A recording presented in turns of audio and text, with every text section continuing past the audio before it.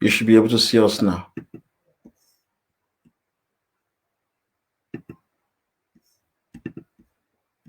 Sorry, guys. I know some of you can see us. Okay.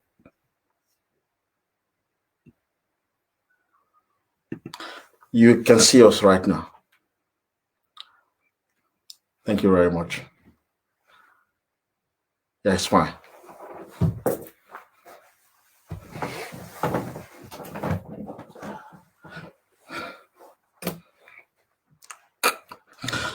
I'm going to bring in a guest to start this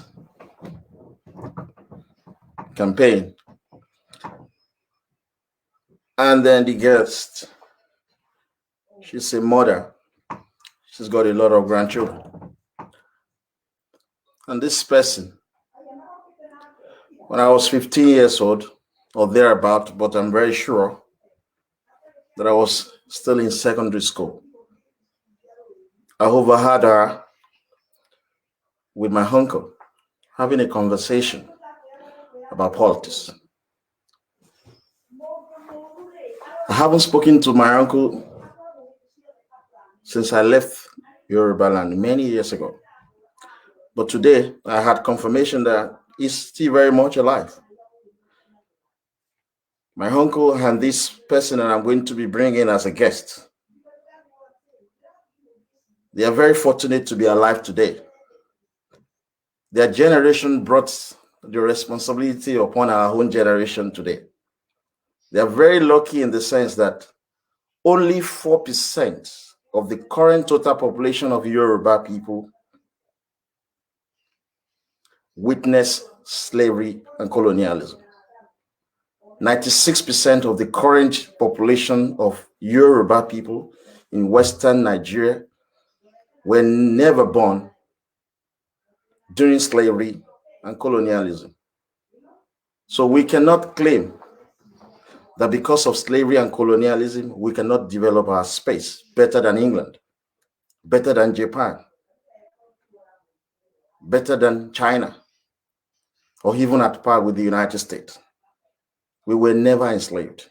We were never colonized. So I will bring in this person. Her name is Betty Abike. And then she was going to confirm something to you guys. Because that conversation, that singular conversation of a 15-year-old boy brought about the campaign that we are having today. That singular conversation today brought about this. This is the front copy of the Constitution of Western Nigeria. This is a constitution that 96% of the population of the Yoruba nation have no clue about. This is a constitution that people condemned us when we first raised this issue last year. So folks, I'm going to bring my mother on board. And I know you are going to be surprised. I want you to listen to her opinion in respect of this. It is because of her conversation and that of my uncle over 25 years ago that we are having this campaign. And also a generation and that of my uncle actually brought us into degradation because that generation refused to confront the Igbo and the Fulani who suspended the regional system of government. I'm just going to ask a couple of questions. And then to be fair to people who are watching us at home, I just spoken to her today that I'm going to bring her live. Hello, ma. Okay, ma. It's our live. Yeah. Ben, ma, it's our live. No, because I'm talking. Eh? One more voice in. One more voice in. It's okay. So one more voice in. So I'm not bringing you physically. Now, you know, I just call you this afternoon, right? Yes. That I'm going to bring you live. Yes. Okay. That's okay. Now, you might recollect this, Mom. There was a time you took us to Uncle Michael Omoleye's house. Yes, please. You know, he's a publisher. Yes. Yeah, and I think a private secretary to Awolowo. Yes. He also gave us a lot of books on Awolowo. Yes, very highly responsible man. Now, you and Uncle Michael Omole, you were discussing politics sometimes ago when you took us to his house. Yes. And you made mention of the Constitution of Western Nigeria. I just here drop into that conversation. The conversation took place when I was in secondary school. I am today a father. That is a long time ago. Now, yes. What do you want to tell us about the Constitution of the Western region?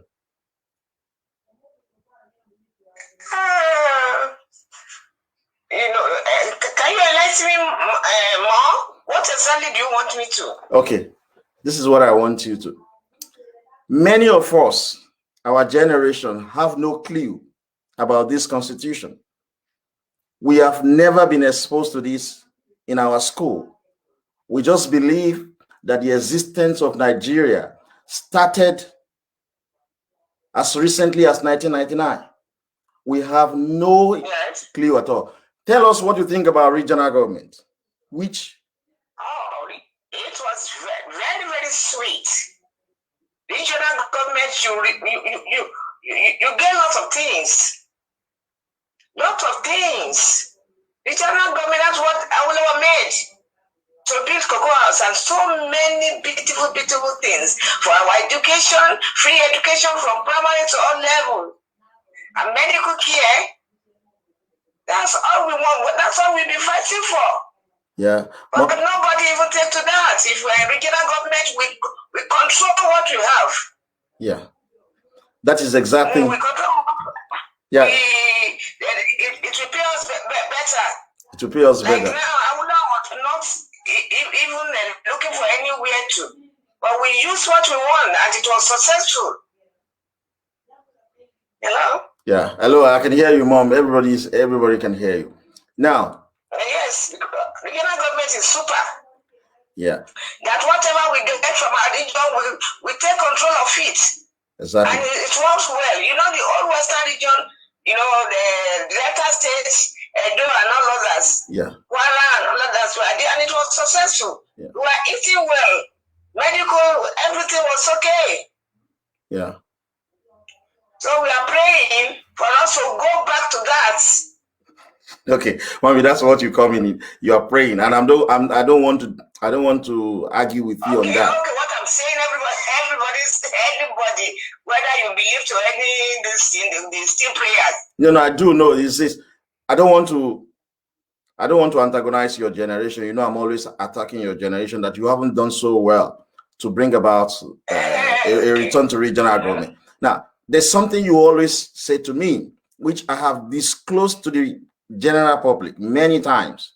You don't want me to fight for the interests of Yoruba nation because of how Yoruba treated Awolowo and Abiola, and you are so upset with the way they are treating Tinubu. What do you want to say to that? What I want to say is, now they've turned everything upside down. Okay. You can't trust even your fellow Yorubas. Okay. That's what exactly that is good. And I think, I don't know what's happened, and I think let me include myself too. We ace ourselves. Okay. You mean Yoruba? Yes. Yoruba, yes. I mean Yoruba. Yeah. If not, Yoruba of those days, you think that maybe your parents, we don't do well, we did well. But there are a lot of things that have went wrong that we must go back to that regional government to let everything be okay. Why should anytime they mention Yoruba, why must we hate ourselves? I recollect those days. Any party you are, nobody will even do anything. Everybody will join, and things were going on very well.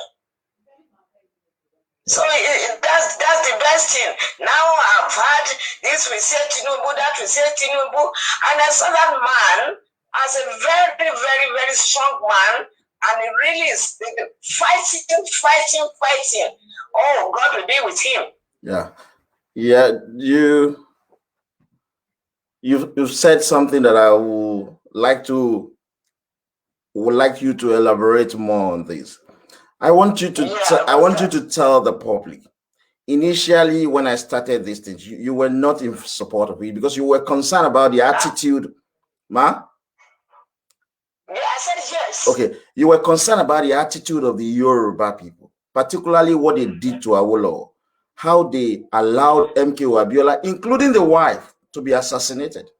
Now, look at exact thing that they are doing to Tinubu, attacking this man every now and then. You will recollect more that he remains the only man who won his re-election in 2003. You know? Yes. And then this Obasanjo refused to give him the allocation for almost 3 years plus. So I want you to tell the younger generation that are watching us what the Yoruba of the past did to Awolowo and Abiola, and encourage them not to allow that to be perpetrated on Tinubu. Let me comment on that. Okay. I don't know the word I should use. Okay. Because, it was so painful. Very, very painful. I think I was going out with my sister. Okay. When we heard about the death of Kudirat. MKO. Oh, MKO. I said, I can't believe this. MKO. I can't. And it was a reality. Nothing. I was not so small during the time of Awolowo. Awolowo was very strong and he's helping everybody. So that of Kudirat, in fact, is junior somebody to me. So when we were going, nobody believed that, but it happens. Then what can we do? Can we continue to be like that? Yoruba is not like that anyway. I don't know. We must change to get our rights. No, Mom, you know something that your generation did very badly, very wrongly. You just believe that we have to pray over everything. You were unwilling to fight. That is the mistake of your generation. Okay, you come in. Okay, let me come in. Don't say that, too. Okay. Yoruba is a great warrior. Okay. Let me be frank to you.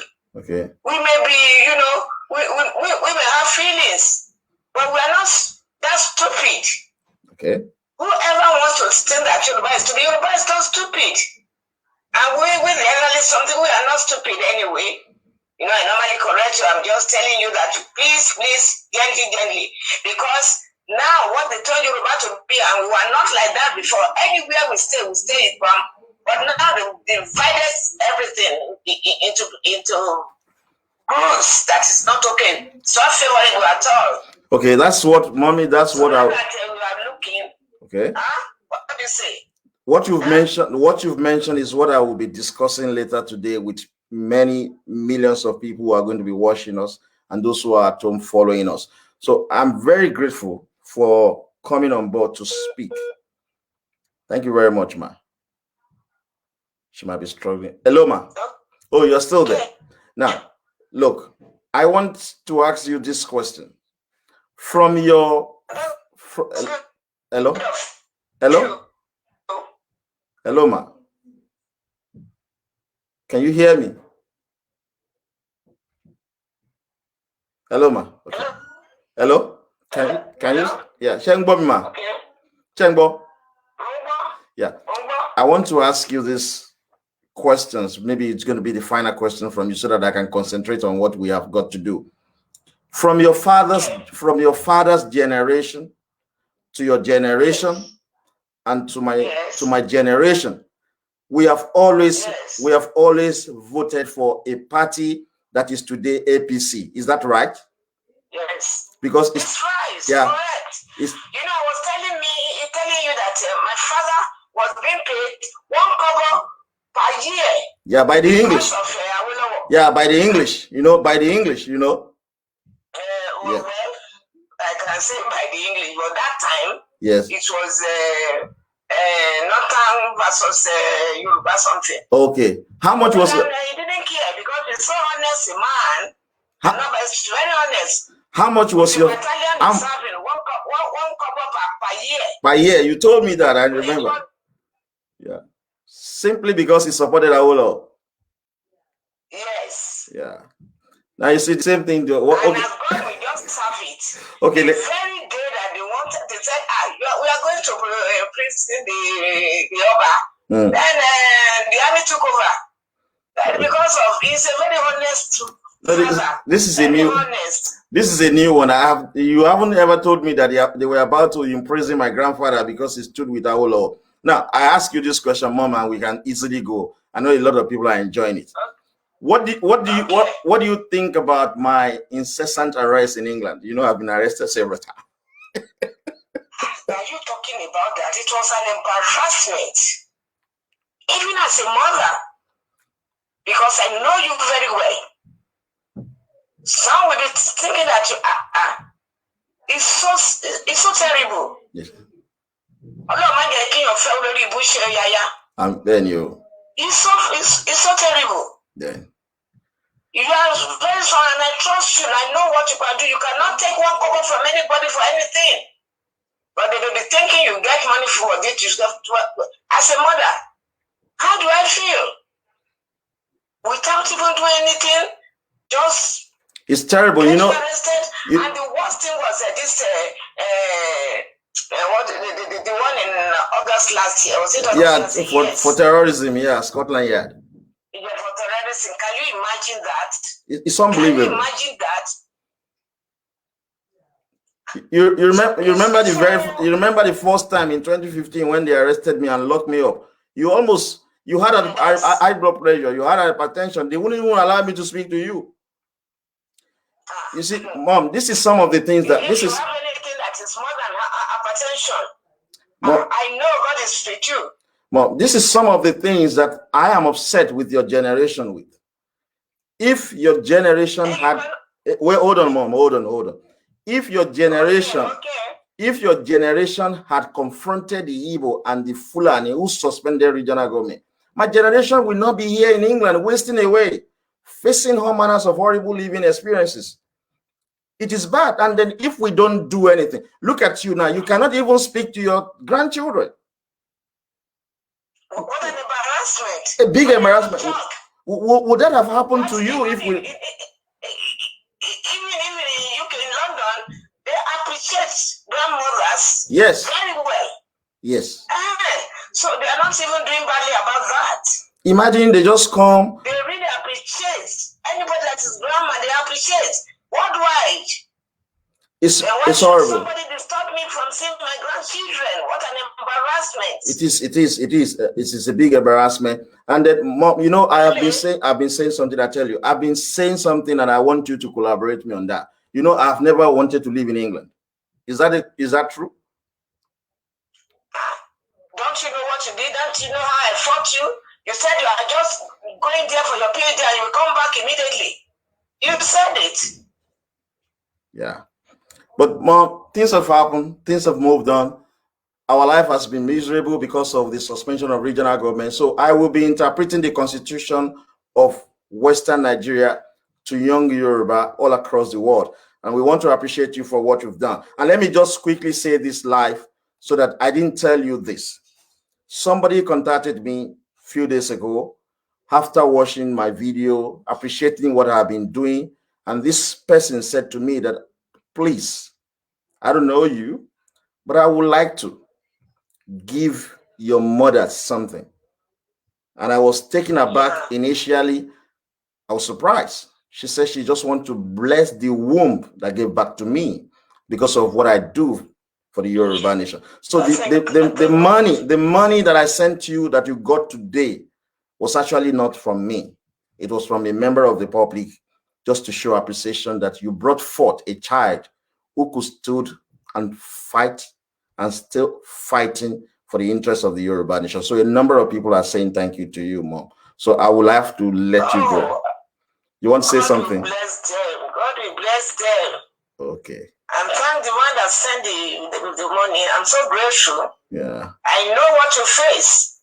If you are not great, if you are not honest, something bad should have happened, because it's not an easy thing. It is not an easy thing, Mom. Do you know the meaning of that? Yeah, I know the meaning of terrorism is a shock. It's still very shock. But Mom, it's a very rude shock. and it goes on forever. Like I was so worried. 8 times. You know, if you've counted it, 8 consecutive arrests. 8 times. It's ridiculous. And the police in England, they prided themselves as better than most of the police in Africa. They are horrible. They're corrupt. How can you be arresting somebody continuously 8 times if they are reasonable? That's why I've been saying to you from the very first day, I don't want to live in this country. I don't like it. A place you cannot attain your full human potential. When I complained about this to you when I was way young, you don't see it because you don't live abroad. Many of us that are living abroad are suffering. We have better stake in our homeland. So, Mom, I thank you very much, and the people thank you very much. So let me continue with what we have to do today, and then I'll speak to you afterwards. You are blessed. So. Thank you very much, Mom. Thank you. Yeah. Oh, hey, hold on, Mom. Hold on. Are you there? Okay. Now, do you want to tell people who are watching us? You know, you call me Akputieri, and because you went to some pastor, you know, I'm not a Christian. You are a Christian. I know you argue with me over that. You said you went to some. You went to about 6 different pastors, and they said to you that I'm Akputieri. Do you want to tell the people who are listening to you how you came about that? I know you were worried about what I was doing. Well, thank God, and thank you, my son. Yeah. You know what happens? You can imagine, I love children. You can imagine, even with my age and what I've seen, for somebody to just be, how can the police will come, this will come, and the worst is, what do you call the last one? Terrorism. Now, it's terrorism. So anybody that was, if somebody saw me, said, don't worry yourself about this young man. Akputieri ni, kò sí ẹni tó lè ṣe léṣe lágbára Ọlọ́run, kò dẹ̀ sí. Okay. Yeah. Thank you. So Akputieri yẹn kò síbi anywhere tí wọ́n bá ti rí mi, ìyà yẹn pọ̀. Yeah. I was not. How do I feel? All the money got mole. And you don't know what you did. You know, when they locked you up for 5 months, the course that nobody passed, you did a course there inside that place and you came back. Yeah, that's the truth. I did. A lot of things have happened, and immediately they saw you. They queried you. You know. I was be worried. They queried you that you started again. They gave you this admission for your PhD, and you refused. Yeah. How was your feeling then? You got to admission. Somebody who is very, you call him we don't know what happens to that, but I know. No, we know, Mommy. We know what happened. That he took that admission. He took that visa. He didn't show me. He's a very horrible man. I think I made a terrible mistake. I made a choice of a wife. I can't. It was so terrible. Yeah, it's a terrible. It was so terrible. I'm a mother. Yeah. I'm a mother, so anybody that sees me, say, don't kill yourself. You that time, I will not be able to sleep. Okay. Then I will just say, God, please. Yeah, thank you very much, Mom. Let me now continue with this one. Hey, guys, that's my mother. She's been very supportive, but she's been very concerned about what we do. And aside her, I want to thank member of YYF for this wonderful job of producing the copy of the Constitution of Western Nigeria. Guys, you know that this started from our last campaign in which I stated that the Igbo under regional government cannot vote and be voted for in Yoruba land. People said that no, there was nothing like the Constitution of Western Nigeria because a lot of us, about 96% of us, were actually born after 1960. And if we were to quantify the number of us, many of us did not witness any system called regional government. But we said that, and we produced that constitution for you, which many of you have read, but I doubt if the Yoruba liberals have a clue about it still. But it was a shocking thing, folks. After the conversation with my mom and my uncle went on for many, many years, I've completely forgotten about that. We came about this constitution and we were looking for copies when we were challenged by the Yoruba liberals. The Yoruba liberals challenged us saying that there is nothing like the Constitution of Western Nigeria. We said there is. So the first place we went to was the University of Ibadan.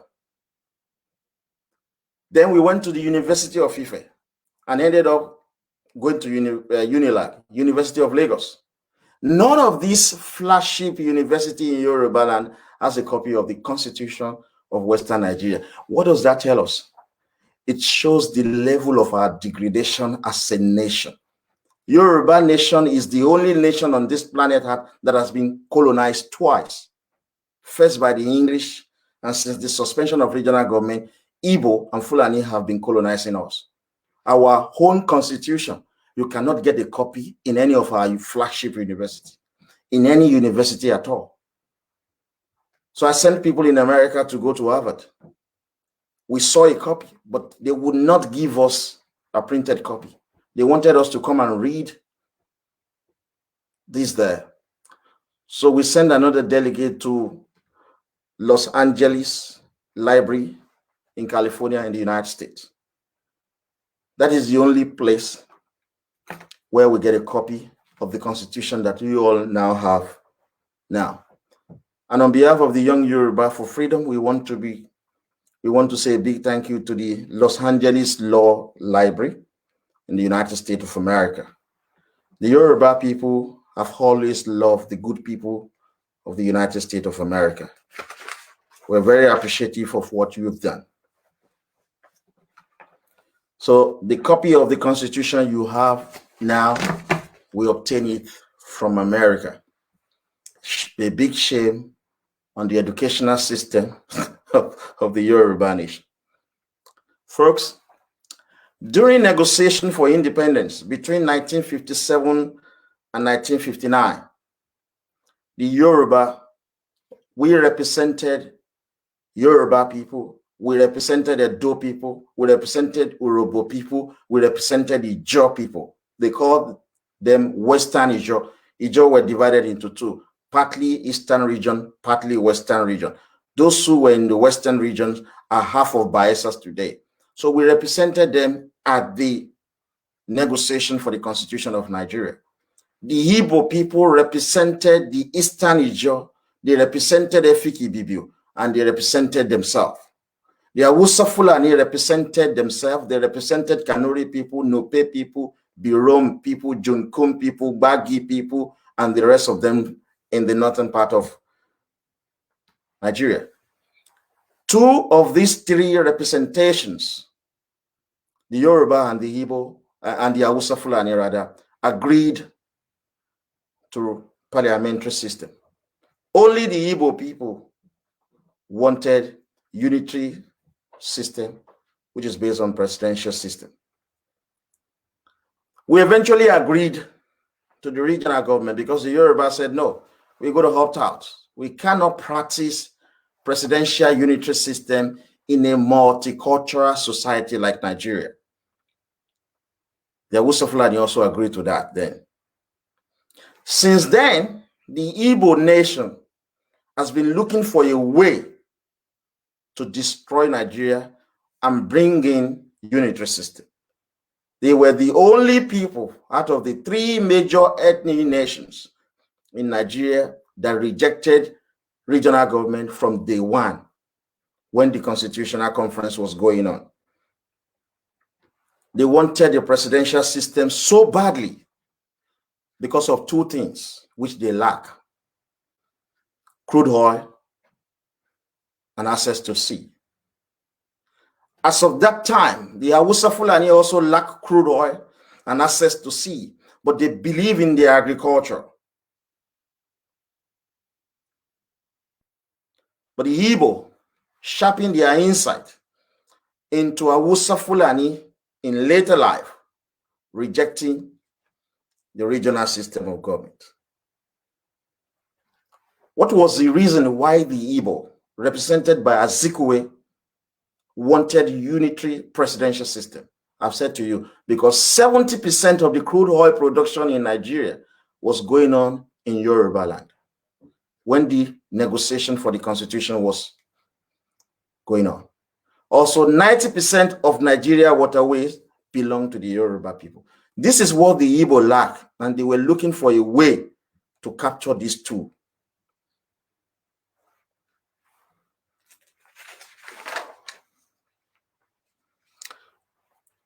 Prior to that negotiation in 1957, 1959, there was something happened in 1953. And I'm going to call on YYF member to help to share. If it is possible, you can share it on via YouTube. It will be very good. If not, you share it through Facebook, and you can share it through both of these two platforms. You can share it. In 1953, the Hausa Fulani said they don't want to be part of Nigeria.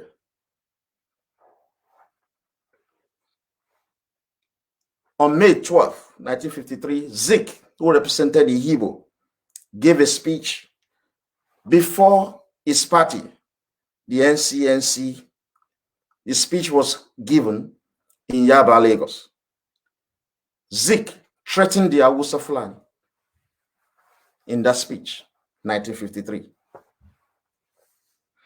He stated to Hausa Fulani that if you break out of Nigeria, you will not have access to the sea. You will pay fee to use the sea. And your agricultural produce, you will not be able to sell it to other part of Nigeria. Zik wasn't impressed with Hausa Fulani. He wasn't trying to help them. Zik knew two things the Igbo nation lacked: access to sea and crude oil.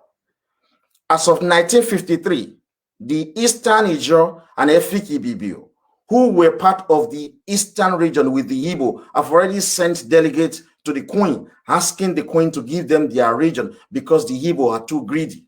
The records are there. Don't forget that today's Southern Cameroon was part of Igbo Eastern region. Southern Cameroon left because of the greediness of the Igbo. Also, the Ijaw nation, Efik Ibibio nation, were saying to the Queen that they don't want to be part of Eastern region. So Zik was conscious of these two things which the Igbo nation lacks: access to the sea and crude oil. So in 1953, he threatened the Hausa Fulani that if they opt out of Nigeria, they will have to pay fee to use the waterway in Yoruba land, and their agricultural produce, Yoruba will not buy it.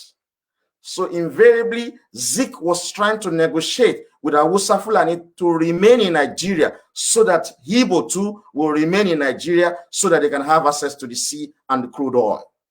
Because if the Hausa Fulani had opted out of Nigeria in 1953 as they desire, Nigeria would never have been a country today. Automatically, the Yoruba will opt out. Automatically, the Ijaw, Efik Ibibio will opt out. Everybody will opt out, and Igbo will be a landlord. Zik thought about this, and he was shaking. So he gave a speech threatening Hausa Fulani, but he was actually sending signal to Hausa Fulani that if you leave, our life is fucked. The Igbo life is fucked. That was what Zeke was saying. So, folks, you will see, if you guys, YF member, if you can help to send a copy of this Zeke speech of 1953, is the screenshot of Azikwe's statement of 1953 threatening the North with an economic blockade if they succeed from Nigeria. This is what Zeke said.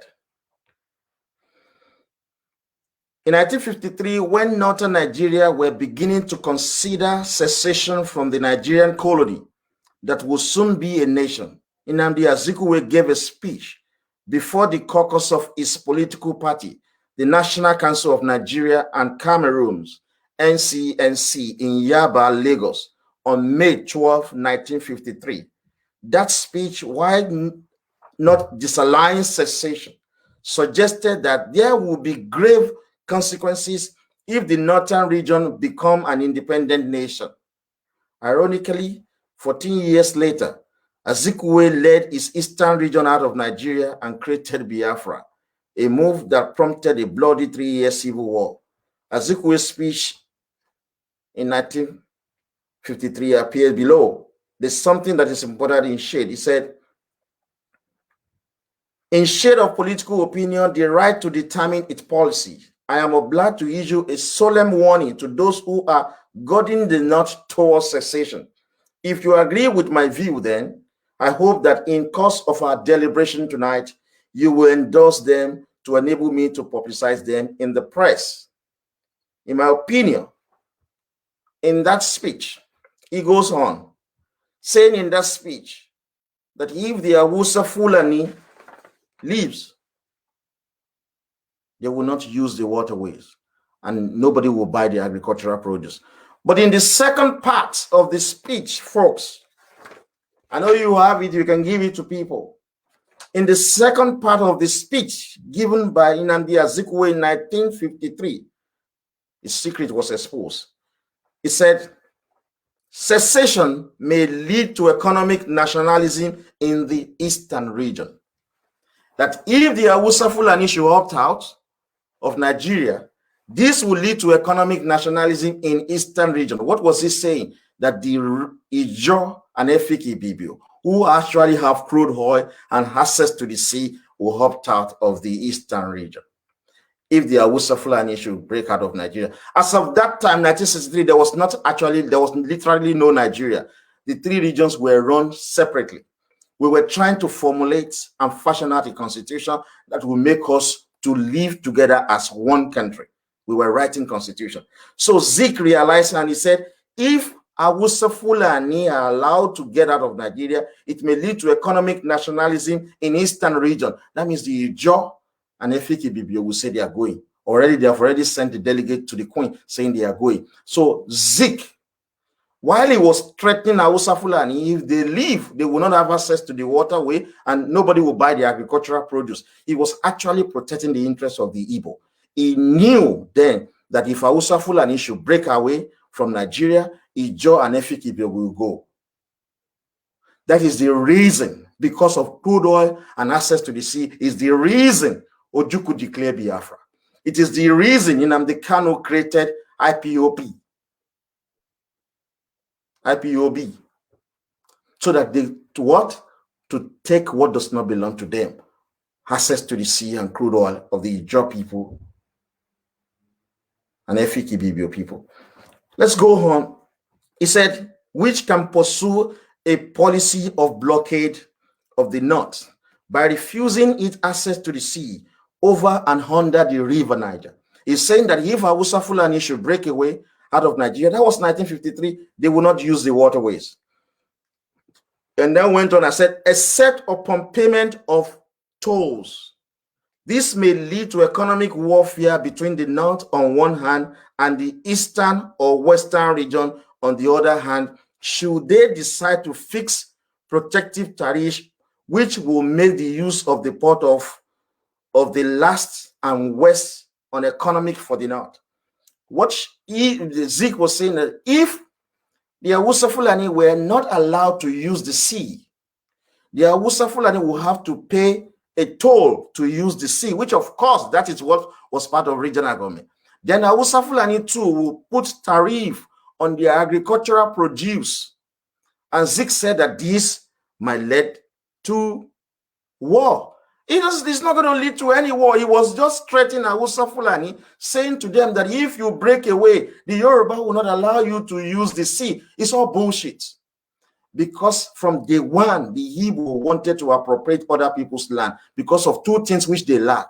Lesotho don't have access to sea. They don't have crude oil. Yet they are inside South Africa and they are proud people to be called a nation. It is the right of Hausa Fulani to put tariff on their agricultural produce because that is their mainstay. The people of Israel are farming, even though it's a desert. People are buying agricultural produce from them and paying for it. So why should Hausa Fulani put tariff on the agricultural produce and this will lead to war? This was what Zik was saying, but these are bullshit. But the generation before us then couldn't see this as complete nonsense from the Igbo. The Igbo were just fighting to keep one Nigeria because they don't have access to sea and they don't have crude oil. If they are reasonable people, the greatest resources God Almighty has given to every nation is human capital. They will have grown their own human capital and be able to use their intellect to develop their space. Because of water and crude oil, they destroy Nigeria. You will see how they destroy Nigeria. That was what he said. He went on, which I don't want to bore you. He said the North may be rich in mineral resources and certain cash crops, but that is no guarantee that it will be capable of growing sufficient food crops to enable it to feed its teeming millions population. Unlike the East and the West, Zik is saying that Hausa Fulani will not be able to grow enough food for their people. Why are you so passionate about these people who are different from you, who are human beings on their own? Why are you showing so much love for them? It is because you don't want Igbo to be alone. It is not that you love Hausa Fulani. He's saying to Hausa Fulani, if they break away, they will not have access to the sea. They will not even use River Niger. Those of you who are home, if you are reading this, he made mention actually of River Niger. That if they break away, they won't use River Niger. If they break away, the agricultural produce, nobody will buy it in the West. Nobody will buy it in the East. And he said if they break away, they cannot grow enough food to feed their people. Why are you so concerned about these people? It is for your own benefit because you want to control everybody in Nigeria. That is the Igbo. It is not the amalgamation of 1914 that actually destroyed Nigeria. It is the greediness of the Igbo people that destroyed Nigeria via the suspension of the regional government, which we're going to see. So this is what he was saying. He went on and said this, which I am going to just quickly read through so that we don't waste our time. He says something that is very unique. He said, military forces and installations are fairly distributed in all the three regions. This is a stupid human being. You will know the same greediness that Zik exhibited here is what you see in Ojukwu, is what you see in Nnamdi Kanu. They are propagandists and criminally minded people. You know, Zik committed fraud when he was the premier of Eastern region. He is the only premier that ever committed fraud. The greediness is in them. But he said something here. He said, if the North should break away, he said they won't use the waterways, they won't grow enough food for their people, and the people in the East and the people in the West will not buy the agricultural produce. And if they put tariffs on the agricultural produce, that will lead to war.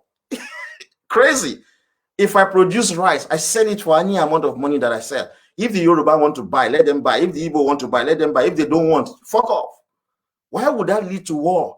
This guy is greedy. And he says something which I want to point your attention. He said, military forces and installation are fairly distributed in all the three regions. When we practice regional government, Yoruba have their own military installations, Hausa Fulani have their own military installations, Igbo have their own military installations. It is not what you have now that Hausa Fulani control all the military installations. It was Igbo who made it so. So that was what Zik said, that if war break out, we all have our military installations. We will all defend our respective regions. And he went on. He said, if that is not the case, any of the regions can obtain military aid from certain interested power. He said in a statement that military installations are equally distributed across the region. So we have the same military might, the same guns, the same tanks, the same bomb we all have across the three regions. And he said, if some of these regions, they don't have sufficient military might, they have the power to talk to interested party, allies. This is why we've always been saying to young Yoruba, you can never get to rule Nigeria. You can never get to the Dua Republic if you do not lobby the United States of America. Fulani are subjugating us. Fulani are enslaving us today because they have the backing of the English. Fulani will talk that Nigeria is not negotiable, that there's nothing you can do. Fulani who cannot produce ordinary grenade bomb, hand grenade bomb, they can't produce it. Fulani can't produce drone. Fulani cannot produce atomic bomb. Fulani cannot produce nitrogen bomb. But the Yoruba nation can do all of this. These same people who cannot amount to anything, who cannot produce anything, will boldly say to you that Nigeria is not going to be changed. Nigeria will not go back to regional government. Who think is behind it? Who do you think is behind it? It's the English that is speaking. Because Fulani are serving as the English colonial officers, stealing the Yoruba wealth. But it wasn't Fulani who destroyed Nigeria. It was the Igbo. So you can get it from the views of Zik. The people, the Hausa Fulani, said in 1953 that they don't want to be part of Nigeria. Zik said, if you opt out, you will not use waterways. If you opt out, you cannot increase the price of your agricultural produce. If you opt out, Yoruba will not buy your agricultural produce. Igbo won't buy your agricultural produce. If you opt out of Nigeria and you increase tariff on your agricultural produce, we will go to war. Is that reasonable? Sorry, are we going to war with Benin Republic that are importing rice through their border, through our borderways? The worst we did, we closed the border. Ghana produced their own goods. They sell it at any price to us in Nigeria. Are we going to war with them? So you ask yourself a simple question. Why is Zik and the Igbo are so concerned that the Hausa Fulani must remain part of Nigeria by all means? Why was he threatening them? Because he knew something that our parent generation had no idea. The economic nationalism in the eastern region. The Jaw were saying, we don't want to be part of the Igbo. The Efikibi were saying, we don't want to be part of the Igbo. They sent a delegate to the Queen, to the extent that the Queen sent a representation down to Nigeria. And this man, Sir Erin Wilkin, recommended that Ijaw should have their own region. Efikibibio should have their own region. Igbo destroy Nigeria. You will see more of this. You will see more of this. That is one side of this whole thing. This, what I've explained, happened in 1953. Then something again happened in 1954. The Yoruba, through our political party, the Action Group, that is today the APC Yoruba, moved a motion in 1954 saying that, look, if Yoruba, Hausa, Fulani, and Igbo, if we must be together under one country, there must be a clause to opt out if you are tired of the union. So the Yoruba said, we must put secession clause in the constitution. This is how they put it. During this deliberation, the Action Group delegation demanded the recognition in the constitution of the right of secession, the right to leave Nigeria. That was what Awolowo moved. That look, folks, we're different people. We're not the same. We don't have the same language. We don't have the same culture. We don't even have the same gods. If we must be together as a country, there must be a clause that when the Yoruba are tired, they get out without war. What happened, folks? The Igbo, through Zik, said no. Igbo were dedicated to giving Nigeria a unitary constitution before it compromised on federalism. The NCNC delegation during the 1954 resumed conference in Lagos rejected the Action Group plea for the right of secession. They rejected that.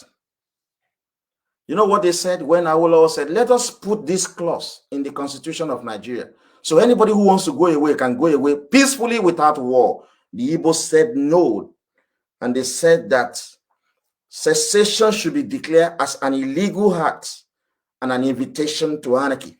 Let us be realistic as human beings. You want to form a football club. Let us use that example. Team A, Team B, Team C. You are different football club. You want to come together as one. Team A, that is Yoruba, saying, okay, if we must come together as one, we must put an exit strategy. So if I no longer like the team, I want to opt out and form my own football team. But the Team C, the Igbo said, no, if we join, we are joined forever. No, let's be reasonable. Even marriages do not last forever. When one party is off, maybe tired of the other party, they go for divorce. That is it. But the Igbo said, no, we cannot put secession clause in the Constitution. It is illegal. It is not right. It will lead to war. No way. Why? They lack access to waterways and have no crude oil. From day one, before Nigeria was actually officially created on the 1st of October 1960. What you call amalgamation happened in 1914. Amalgamation simply means that instead of having 3 different administrations of the English colonial thought, running 3 different administrations, they use one administration to run Yoruba, Igbo, and Hausa Fulani together. That is what amalgamation means. Nigeria was actually created on the 1st of October 1960 through negotiation. So you are seeing a party saying, no, if you join this football team, it is forever till they do us part. So that is something in their mind that the Yoruba were not aware at that moment. Hausa Fulani said, look, I don't like this football team in 1953. I don't like this football team. I want to opt out. Igbo were saying, if you leave, you will not have this. You will not have this. We're going to go to war with you. Igbo nation from day one realizes, you know what, their problem started the first time they left Igbo land and came to Lagos. They thought they were in heaven. They could see development. So from day one, Igbo nation has been strategizing on how to dominate Yoruba and Hausa Fulani. Things turn around for them negatively on July 1966. You're going to see. So that is another screenshot that which we have produced. Is screenshot action group motion of 1954 to include the right of secession in the Constitution of Nigeria. Now, guys can send this to you. So we're not the kind of movement that does propaganda. We don't do propaganda. We speak nothing but the truth. So folks, this is the basis of the problem of Nigeria. From day one, Igbo people wanted to suppress everybody in Nigeria. God was kind on the Yoruba people and the Hausa people. That was why the Igbo didn't succeed. When Awolowo moved the motion that let us put this clause, Igbo people said, no, this is the screenshot of Azikwe's statement of 1954 in which the Igbo rejected the right of secession to be included in the Constitution of Nigeria. They called the secession illegal acts, an invitation to anarchy. They had a mind to steal other people's land, other people's wealth. The Igbo would tell you Ruga. The Igbo would tell you Fulanization. From day one, they had intention of taking over Nigeria for themselves. You're going to see this, folks. You're going to see many more of these. You're going to see many more of these. We are not getting into the Constitution of Western Nigeria proper. This is just the introductory part. We're going to be speaking on chapter 1, which is titled The Governor. You will see the power of the leadership of Yoruba nation and appreciate what the generation before us, our grandparent generation, did.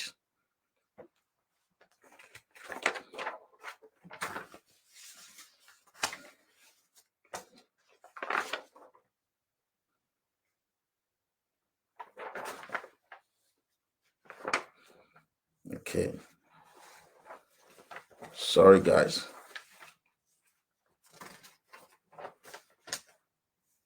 So you realize what they did in 1953, what the Igbo did, what they did again in 1954, so that I would not have to repeat this.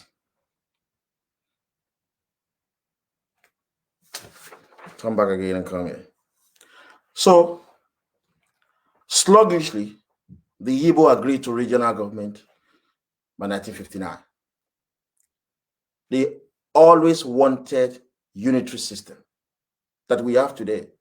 So in 1959, they just agreed to it sluggishly because they wanted unitary presidential system. So in 1960, we chased away the English colonial Turks and we started Nigeria. Then the Igbo team up with the Fulani. And I want to say this to you, folks. You might not know the art of politicians. Majority of politicians, which I'm inclusive, we speak, we have public view, we have private view. So many things we don't speak in public. Unlike the YYF, we speak everything in public. The Igbo, we don't have any shred of evidence to see this, but the Igbo nation had a private conversation with the Hausa Fulani nation and told the Hausa Fulani nation that if they are not part of Nigeria, they will suffer. They told the Hausa Fulani nation that they must come together, the two of them, to control and dominate the Yoruba people because of the Yoruba waterways and because of our crude oil. This is their private conversation. So in 1960, both of them teamed up together to form the first government of Nigeria after the English colonial Turk left. It was the Igbo who impressed it on the Hausa Fulani that they must work together to destroy Yoruba land. But we have news for you, Igbo and Hausa Fulani. Our generation will destroy you. We've been saying that Lagos is your graveyard. This generation is more knowledgeable than our parents. So they both went into government of 1960, a coalition government. Hausa Fulani, Tafawa Balewa, became the prime minister. Igbo, Zik, became the governor general. You understand? So they were suppressing the Yoruba nation. But in 1960, the plan of the Igbo couldn't wait. You know why? In 1959, Igbo and Hausa Fulani had an agreement that Hausa Fulani would be prime minister for 4 years. That by 1964, it will be the turn of the Igbo to be prime minister. Meanwhile, the Igbo have already populated themselves into the military. They were more in military. They planned everything from day one, how to subrogate the Yoruba nation and everybody in Nigeria. They put their children in the military. Yoruba were not aware. So by 1964, there was to be another election. Tafawa Balewa, Hausa Fulani said, look, this power is too sweet. I'm not willing to give it to you. He recontested for the second term and he won. So the Igbo were upset. Zik triggered the signal from the military and said to Aguiyi-Ironsi to strike. Aguiyi-Ironsi was the head of the army, an Igbo man. He struck in 1960. They killed all Yoruba political leaders. The only reason why Awolowo survived was because he was locked up in prison already by the Igbo and Hausa Fulani. So that was what he did. So what happened, folks? After the coup, the Igbo took power, 1966. The first thing they did, you know, they were the only, out of the two, they were the only people who rejected regional government from day one when we were negotiating for the constitution. They said they want unity system. They wanted presidential system under unity. That's what they want. So the moment they took power, because Tafawa Balewa recontested in 1964, he won again. The Igbo planned the coup, killed him, killed all Yoruba leaders, and took power via the military. The first thing they went for is that constitution they never liked from day one, the regional government constitution. They suspended it. This constitution that we are going to be interpreting for the next 20 days, the Yoruba constitution was suspended by the Igbo. They suspended the Nigerian constitution also. This Nigeria Yoruba constitution is the oldest constitution in Nigeria before the constitution of 1959. The Yoruba constitution was enacted into law in 1952. It's older than the Nigerian constitution that was made in 1959. So they went straight for the constitution. They destroyed the regional system of government. They destroyed the regional system of government. So they instituted Decree number 34, where they proclaimed Nigeria a unitary system of government. Folks, help me to circulate this. This is Decree 39 of 1966, the Igbo Decree. I've titled it, I've sent it to some of the YF members. It's the Gazette of Decree 34 of 1966, in which the Igbo suspended the Constitution of Nigeria and the regional constitution and proclaimed Nigeria a unitary system of government. By Decree 34, Nigeria ceased to be a federation and became a republic. So let me read part of the section of this Decree 34. This is Decree 34. When we speak as a movement, Young Yoruba for Freedom, the only thing that we do is to speak the truth. We speak nothing but the truth. We are not propagandists like the Igbo and the Yoruba liberals. Recently, Ariel Onokakanfo came up and said that there are 500 power bikers, ISIS terrorists wearing uniform in a particular place in Yoruba land. He couldn't even produce a shred of evidence. Last year, the same man said that there were more than 1,000 Fulani cells across Yoruba land. Nothing, not a single shred of evidence could be released to corroborate his statement. When we speak as a people, we're speaking to intelligent citizens, and we want their votes. We should be able to speak nothing but truth to them. So this is Decree 34. You have a copy. They are going to help you to circulate it so that you can see. The first section says, Nigeria to be a republic. Nigeria was never a republic. 3 people agreed that Nigeria will be a federation of regions. One of these 3 people, the Igbo, single-handedly turned Nigeria from a federation to a republic. I will read the first line of that decree. You see Decree number 34. It says here, the federal military government hereby decrees as follows. 1. Subject to the provision of this decree, Nigeria shall on the 24th May 1966 cease to be a federation and shall accordingly from that day be a republic by the name of the Republic of Nigeria. Igbo destroy Nigeria. It is not the amalgamation of 1914 that destroyed your country, like the stupid Yoruba liberal want you to believe.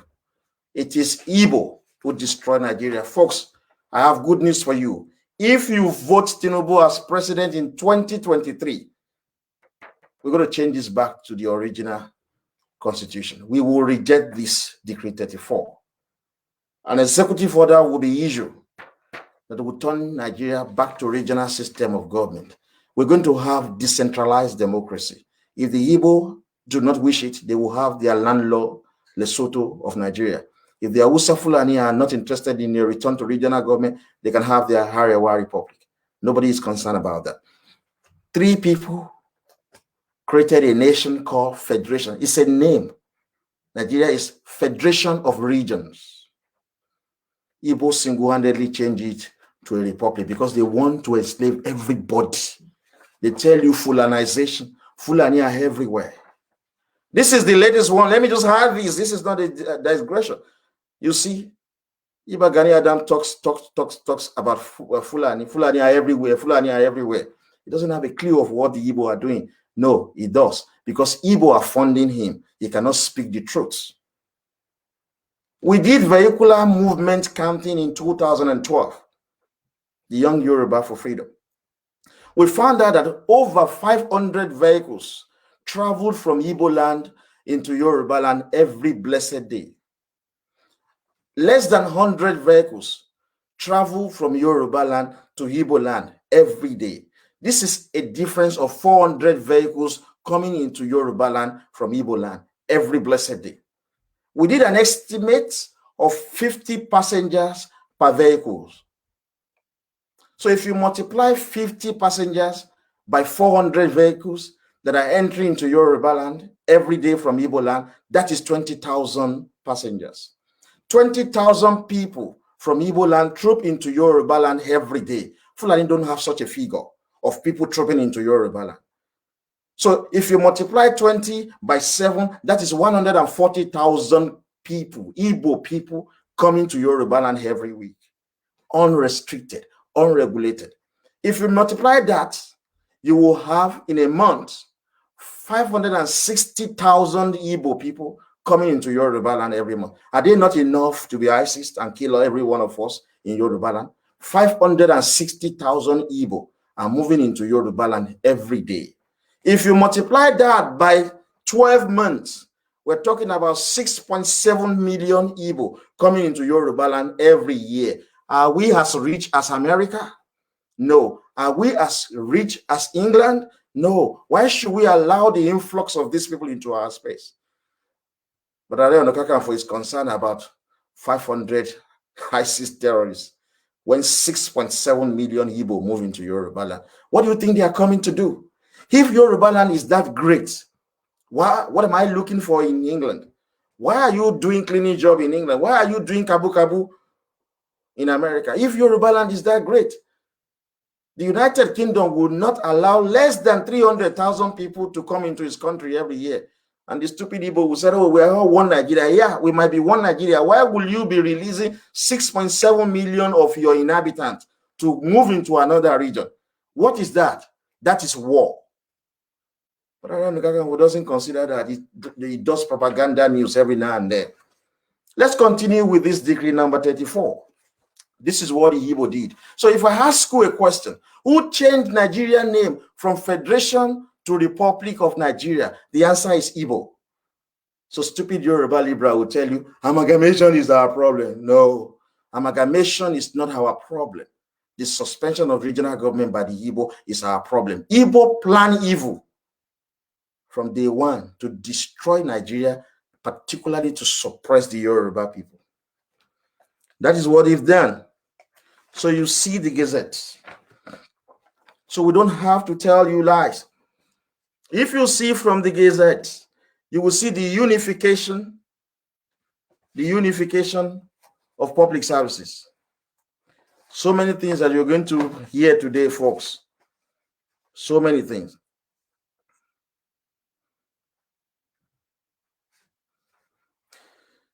So they were the people who changed the name of Nigeria. Today, what do you call Nigeria? Federal Republic of Nigeria. Igbo changed the name. Nigeria, as name, was Federation of Nigeria. We were practicing regional government. Igbo hated regional government just because they want to control Yoruba waterways and crude oil. So you see that. The facts are there.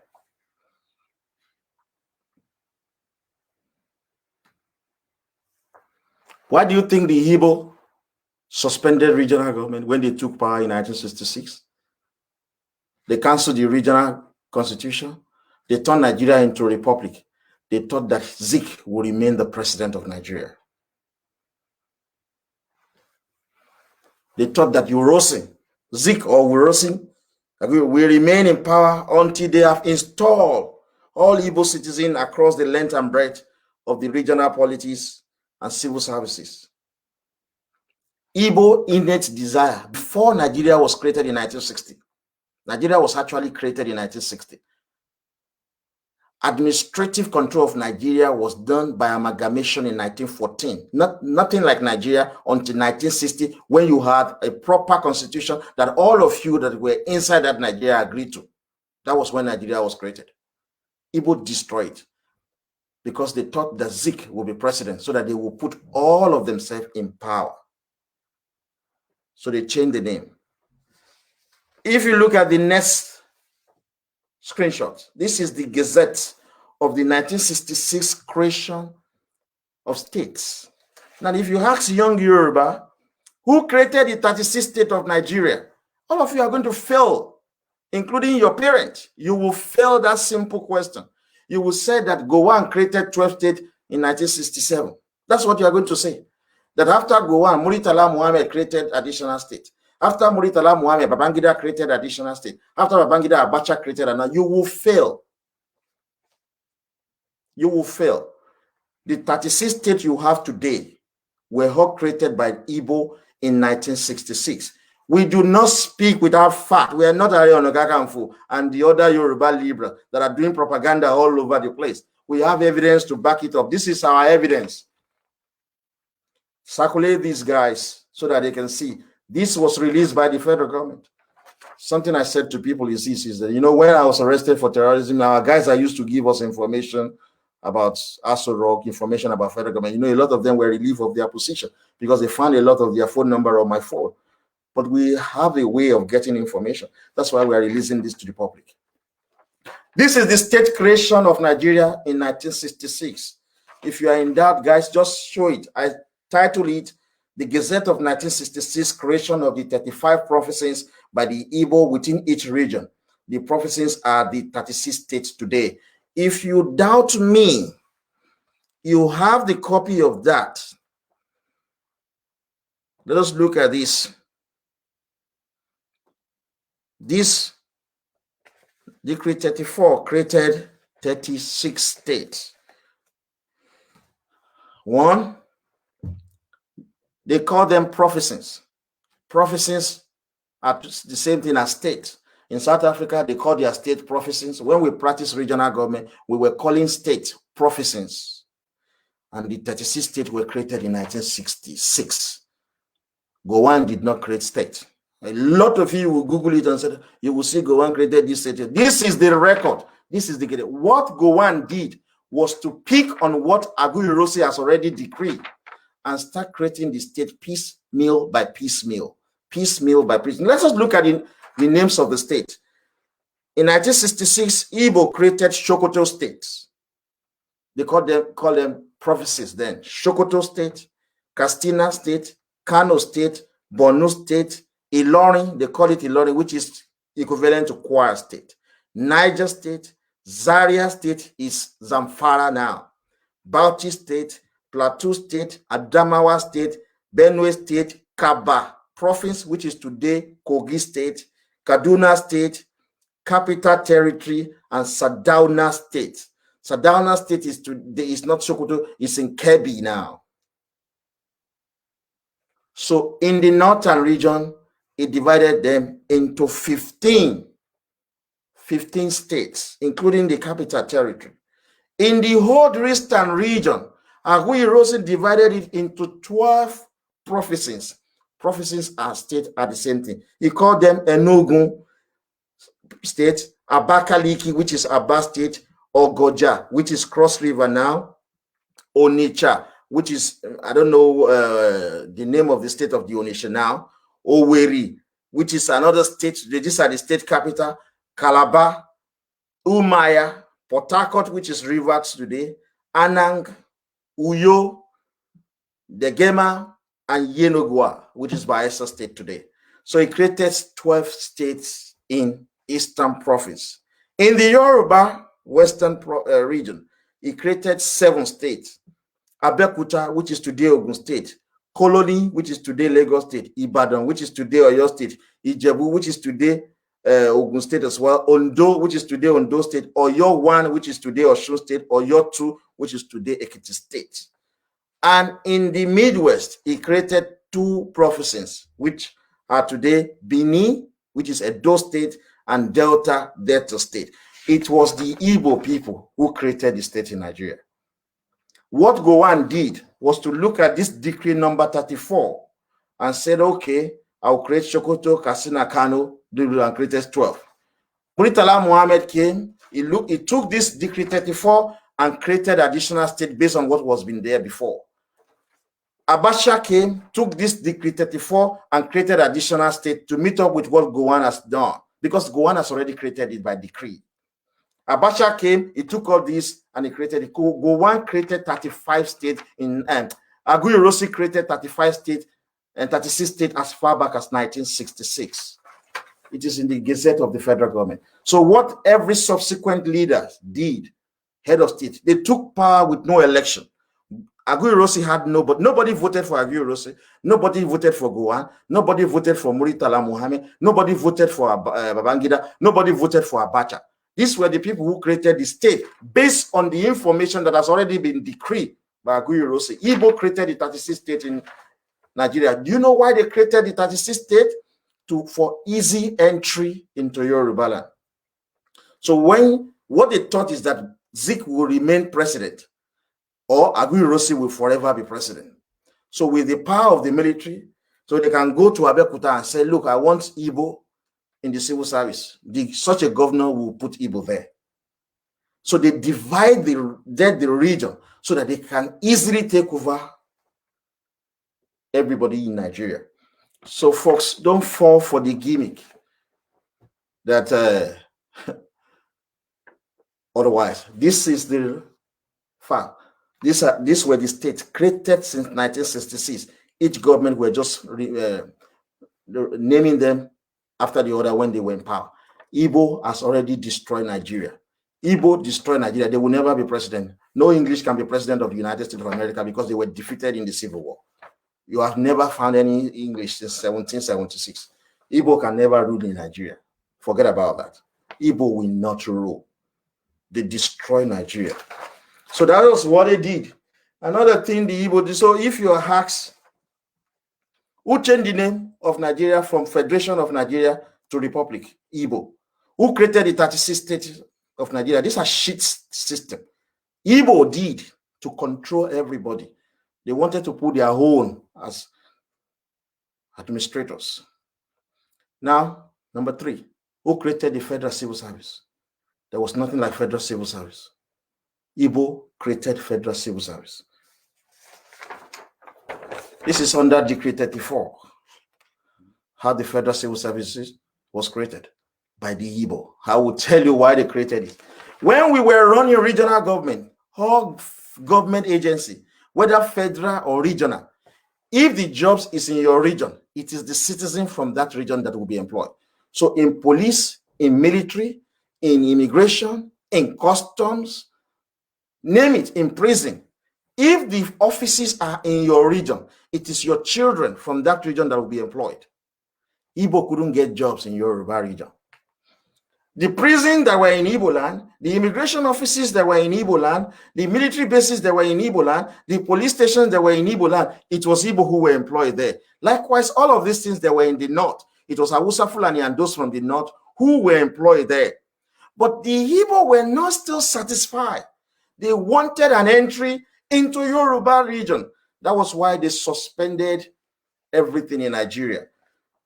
Aguiyi-Ironsi in the Unification Decree, he merged all regional government public service into one and called them National Public Service Commission, which is today the Federal Civil Service. That is why you go to immigration office in Festa, you would think that you are in Enugu. All of them are Igbo there. You can never have this under regional government. You go to the custom in Yoruba land, you would think you are in Sokoto. You go to our airport in Yoruba land, you would think that you are in Hausa Fulani land. The officials are Hausa Fulani children. When we Yoruba don't have children, that we are washing toilet in England. Go to our police in Yoruba land, it is Hausa Fulani that you will see. It is because of this unification. Aguiyi-Ironsi, the Igbo man, merged all public services, regional public services, he merged them together and called them National Public Service Commission, which is today Federal Civil Service. That's why they are using quota system. Under regional government, all the federal government agencies, department and ministries in Yoruba land, it is Yoruba children that you see there. All the federal government agency, ministries and department in Igbo land, it is Igbo children that you will see there. All the federal government agency, ministry and department in the north, it is Hausa Fulani and Northerners that you will see there. Today, they have taken all the job because of this decree. We're not Ariel Nogaka, that I'll give you bullshit. This is the Gazette of 1966, Unification. I would read some of it for you. It said, as from the appointed day, all offices in the services of the Republic in a civil capacity shall be offices in a single service, to be known as the National Public Service. And accordingly, all persons who immediately before the day are members of the public service of the Federation or the public service of a region shall on that day become members of the National Public Service. It merged everything together. Igbo centralized Nigeria. They will never rule. It is because you are not knowledgeable, you are not informed. That's why you think Igbo will be amount to anything. That's why we keep saying to you, before you go to war, you must know why you want to kill. You just don't get up and take a gun and start killing people. Igbo destroyed Nigeria.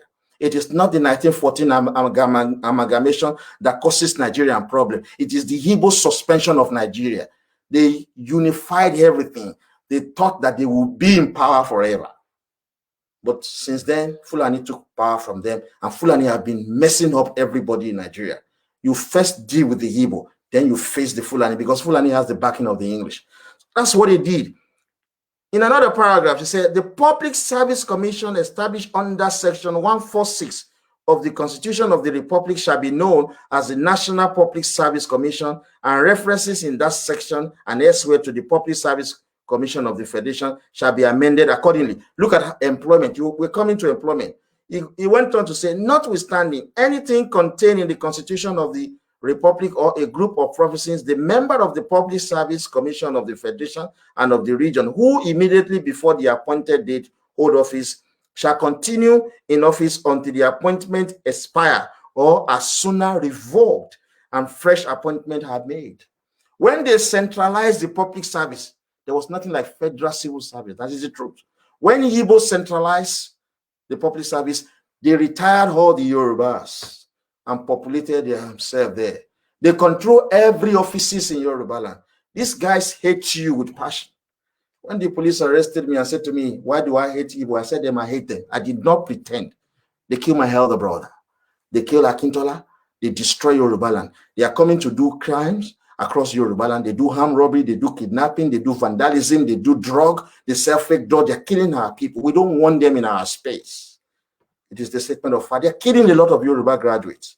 When you kill one graduate, do you know what you have lost? It is unquantifiable. It takes 16 years to raise a graduate. 16 years gone down the drain. And Igbo are killing our people as armed robbers. See that? They revoke the appointment of all the Yoruba in the civil service in our region. Put Igbo there. You go to Lagos State civil service, you see Igbo. They have equal numbers Yoruba. You go to Ibadan, you have Igbo there. Yoruba shit. Our parent generation really messed up big time. Igbo destroyed this system. They had their own region, yet they were targeting to work in Yoruba region. Why don't you create job for your own people in your own region? They destroy Nigeria. Go on. Look at this. It is decree number 34. I'm reading to you. Continuation, suspension, and modification number 5. This is federal government document. It went on to say, subject to the provision of this section, power to appoint person to hold or act in offices in the National Public Service, including power to make appointment on promotion and to confirm appointment and to dismiss and exercise disciplinary control over person holding or acting in such offices shall, as from the appointed day, vested in the National Public Service Commission. So if you must appoint anybody to work in civil service, if you must dismiss, if you must do anything, it must be done by the National Public Service Commission, which is today Federal Civil Service. The Igbo put their own children in all government jobs across Yoruba land. They are still doing it today, but I have good news for the Yoruba youth. I think my generation will be the last Yoruba generation that will be looking up to go to America, to go to Canada, to go to European country for greener pasture. If we put Tinubu there as president from 2023, our generation will be the last to run out of our space. We have the wealth. They use the unitary system to destroy Yoruba land. That is why we are abroad. Imagine, that was what my mother was saying. Imagine somebody's child to be arrested 8 times when I'm not a criminal. 8 times. Is it not because I live in England? So if I live in Yoruba land, you think police will arrest me 8 times? And if we have regional government, this is what we face abroad. Our generation will be the last Yoruba generation that will be running away from our homeland. Look at the video that we are seeing from Lebanon, from Saudi Arabia, of Yoruba women pleading for help to be repatriated home because the Igbo unified the civil service. So they will tell you we have quota system, that we must have equal number of Yoruba and Hausa Fulani employed in the federal civil service. Is that reasonable? What we Yoruba youth are saying, Igbo, you run your own civil service in your fucking region. Hausa Fulani, run your own civil service in your fucked up region. Any federal government job in Yoruba land is reserved for Yoruba children. If you think this is going to be a joke, you will know when we start attacking you with guns. So you want us to come and watch toilet for English, right? So you take the jobs. Igbo destroy Nigeria. It is not the amalgamation that destroy Nigeria. This is the fact that we are reading out for you. This is it. Look at another thing they said when they want to appoint people in the public service. He said, the National Public Service Commission may, with the approval of the head of the national military government, either conditionally or unconditionally delegate any of its power under Section 1 above to any person or authority in Nigeria. Igbo controls everything. That they delegated the power to Igbo people. Folks, they've destroyed you for far too long. Today, Fulani took power from the Igbo and are still doing the same thing that the Igbo started. Why? Because Zik scared them that if Nigeria breaks, you will not be able to use Yoruba waterways. You will not have access to benefit from crude oil. But I have good news for you, Yoruba. I, as an individual, I like the white people from America. If you're African American or black, you don't like what I'm saying, it's your fucked up problem. It is my right to express my love for whoever I desire. And I have my reason for that. We have gone to war with the English about 4 times. 1851, 1855, 1892, and 1901. Yes, nobody in Africa helped us, except the white people from Brazil and white people from Portugal. But black people from Ghana, black people from Sierra Leone, black people from Hausa Fulani land enlisted in the English military to kill Yoruba people. So because you are black, I have to like you. You must be crazy. Aside that, folks, don't fall for the gimmick of the Yoruba Libra saying that the amalgamation of 1914 destroyed Nigeria. No, the suspension of the regional government destroyed Nigeria. Igbo are common criminals. That is who you should know. That's why we are gratifying that they are being chased away all over the world. Do you see Yoruba being chased away from South Africa? Are Yoruba being chased away from China? Are Yoruba being chased away from Singapore, Malaysia? Are Yoruba being chased away from Togo, Benin Republic, or Ghana? No. Igbo, they do crimes. Every time they are doing crime. Because what? They lack the human capital to grow the economic of their space. They lack it. So you see now, the fundamental things that have destroyed Nigeria, Igbo caused it. 1, the change of Nigerian name. They suspended regional government and changed the name to the Republic. We were federation. They created the 36 states. You have seen it with evidence. They created the federal civil service. So Fulani are saying, we want to employ. This is what this guy was saying. I've forgotten his name. From Urobo guy. Half Urobo, half Yoruba. That is a minister that is creating jobs. He said they are going to create 774,000 jobs. 774,000. Yeah, 774 jobs, because we have 774 local governments. Sorry, these jobs will be reserved for Hausa Fulani children more, because they have more of the local government, because everything was centralized by the Igbo. I was telling a friend, everything in Nigeria, I like white people. I don't have to pretend. when white people relate with each other, they are honest. Look at white people in the United Kingdom, English, Scottish, Welsh, and Northern Irish. They don't have the same Christian association. English have their own association. They call it Church of England. Scotland call their own Church of Scotland. Wales call their own Church of Wales. And Northern Ireland call their own a different name. They don't have the same bar association of lawyers. No. English Bar Association, Scottish Bar Association. They don't even have the same football team. English football team, Scottish football team, Welsh football team. Northern Irish, they have their own football team. They don't have the same police. They don't have the same military. They don't have the same health care. They don't have the same educational system. Education is free from primary school to university in Scotland. It is not free from primary school to university in England. Education is only free from primary school to secondary school in England. If you must go to university, you pay. Everything is different. Nigerian Student Association, Nigerian Christian Association, Pentecostal Christian Association, National this, national, and then all of you, you know that you don't speak the same language. Yoruba is different from Hausa. Hausa is different from Igbo. But you nationalize and centralize every of your fucked up life. You are not the same. So as black people, you don't speak truth to yourself, but white people, they speak truth to themselves. That is why everything is different. You cannot see a national association in United Kingdom. The association is always separate. What stops the Yoruba from having their own bar association?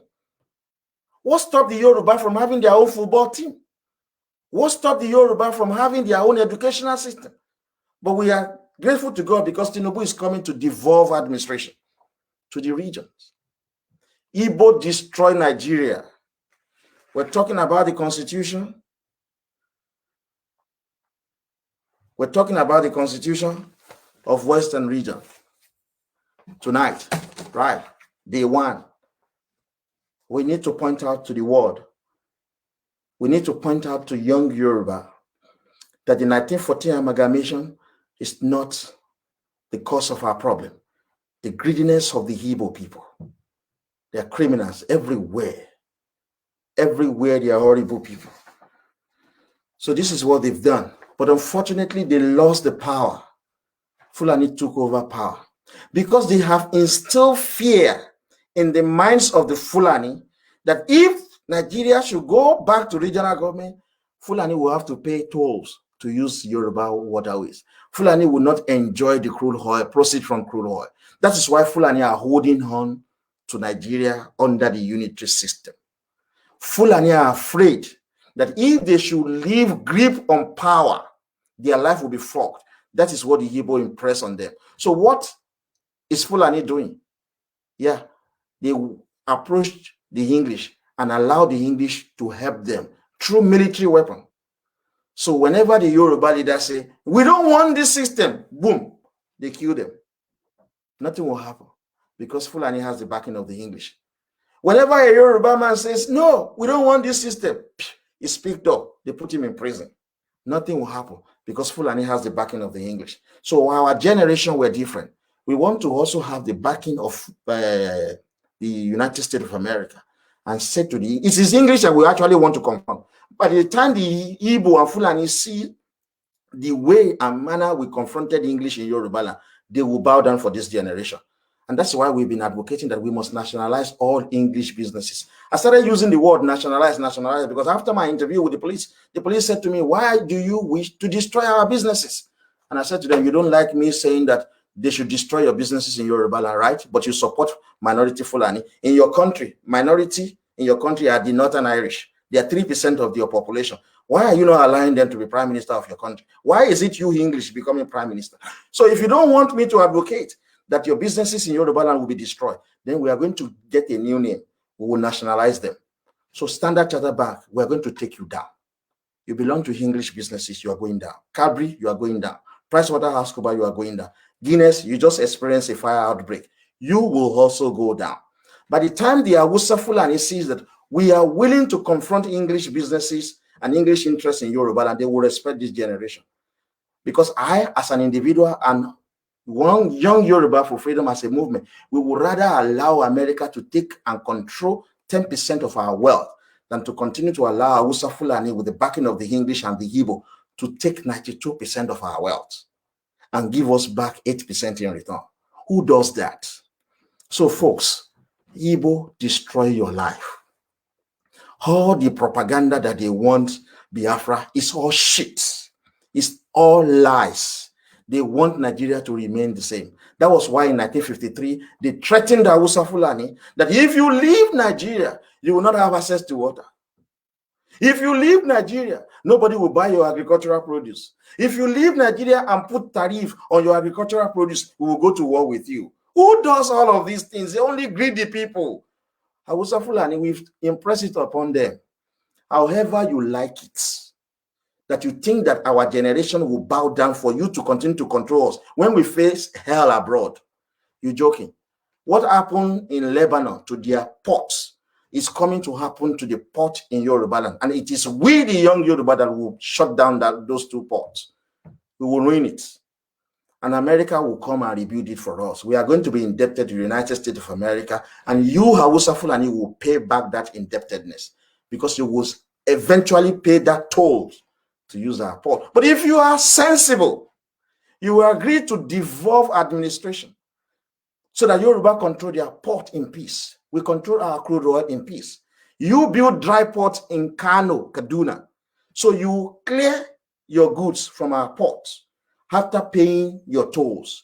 Then you take these goods to your dry port in Kano and Kaduna. Then the people from Niger Republic, people from Chad Republic will patronize you and you get money from them. That way you are making money. So if you want to continue to follow the dictates of Igbo who are greedy, your greediness, Hausa Fulani, will consume you because you are going to lose everything. I am speaking from London. You understand?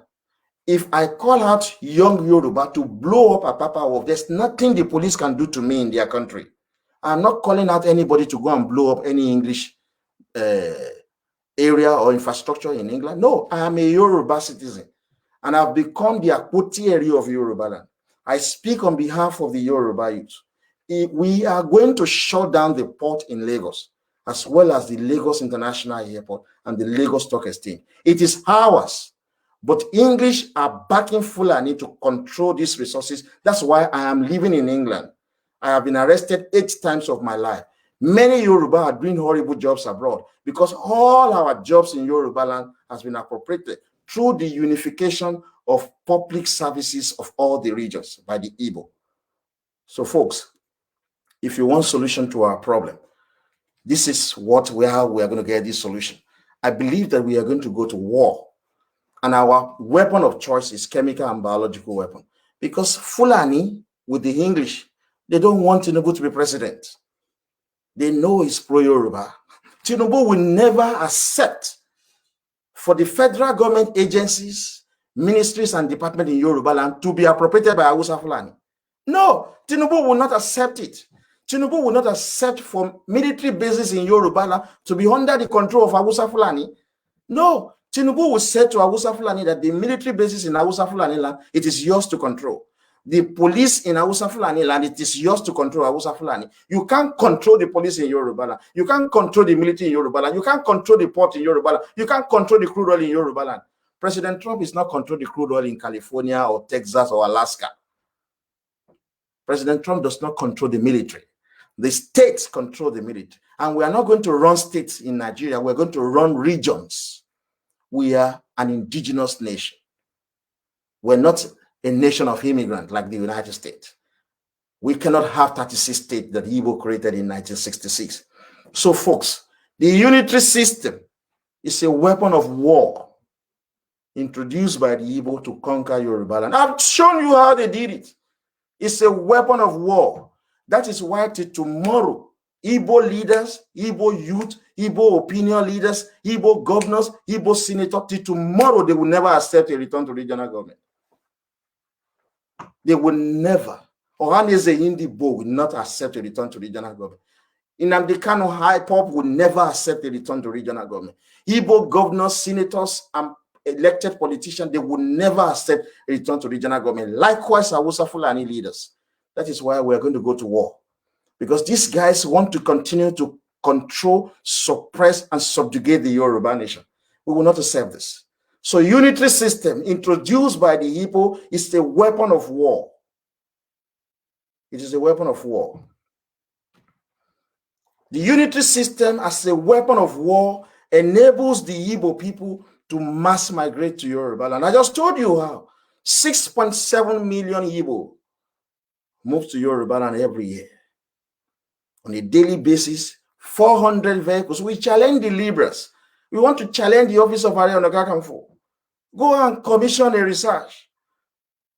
Vehicular movement of the people coming from the north and the people coming from Igbo land. Do it.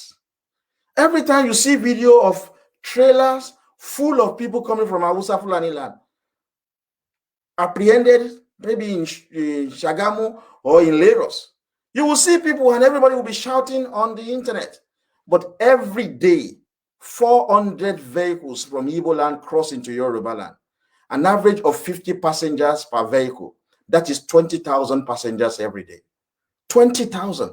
Imagine that in a week, that is 140,000. In a month, 560,000 people from Igbo land trooping into our space. Do you see the videos? No. They come through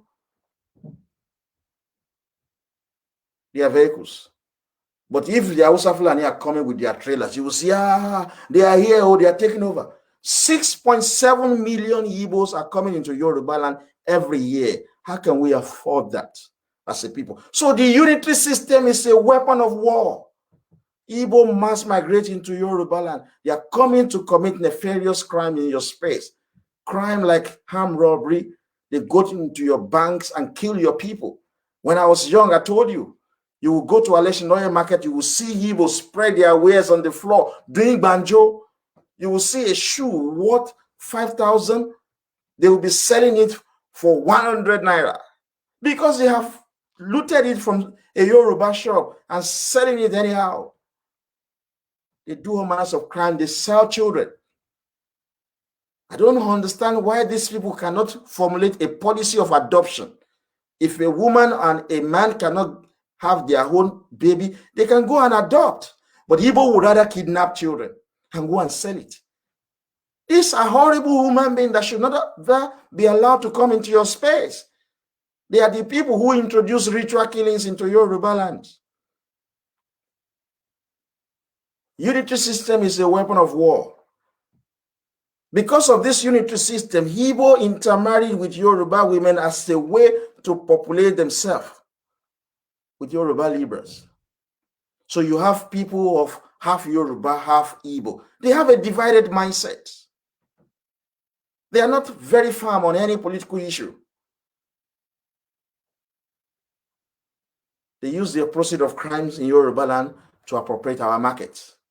Now you ask yourself, why is it so difficult to sell guguru and epa for Yoruba women? Why is it a big tax to sell gari, rice and beans and other foodstuff? Why must Igbo be involved in all of these businesses? Businesses that are meant for our women. Businesses that are meant for our mothers. Why must they? Because our women can no longer afford this because Igbo have committed crime in Yoruba land. So they have populated themselves in our market, took over our market and sell things within the ridiculous price because they have looted our banks and used the money to set up business, to buy up our properties, to sleep with our women. And I like the policy of Ghana. I'm going to speak on that tomorrow on day 2. Unitary system is as a weapon of war. The Igbo are using the unitary system to sabotage the Yoruba political interest by voting for the Fulani.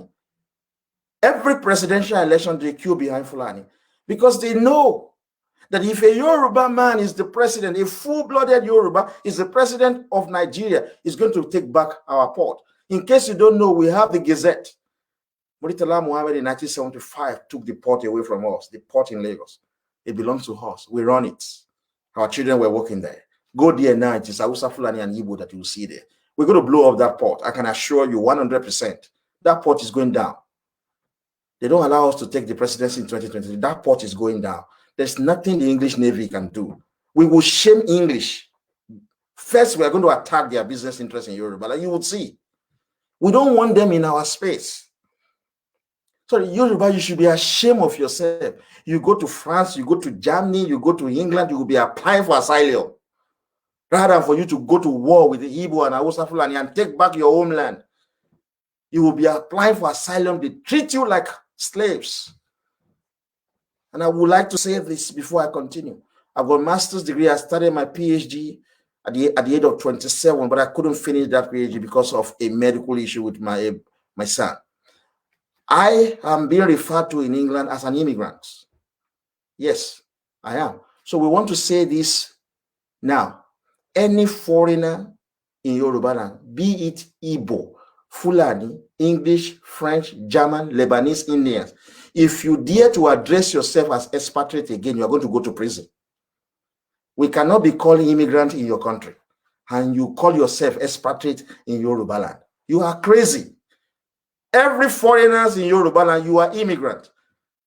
We have PhD, master's degree, Bachelor of Science degree in England. They call us immigrant.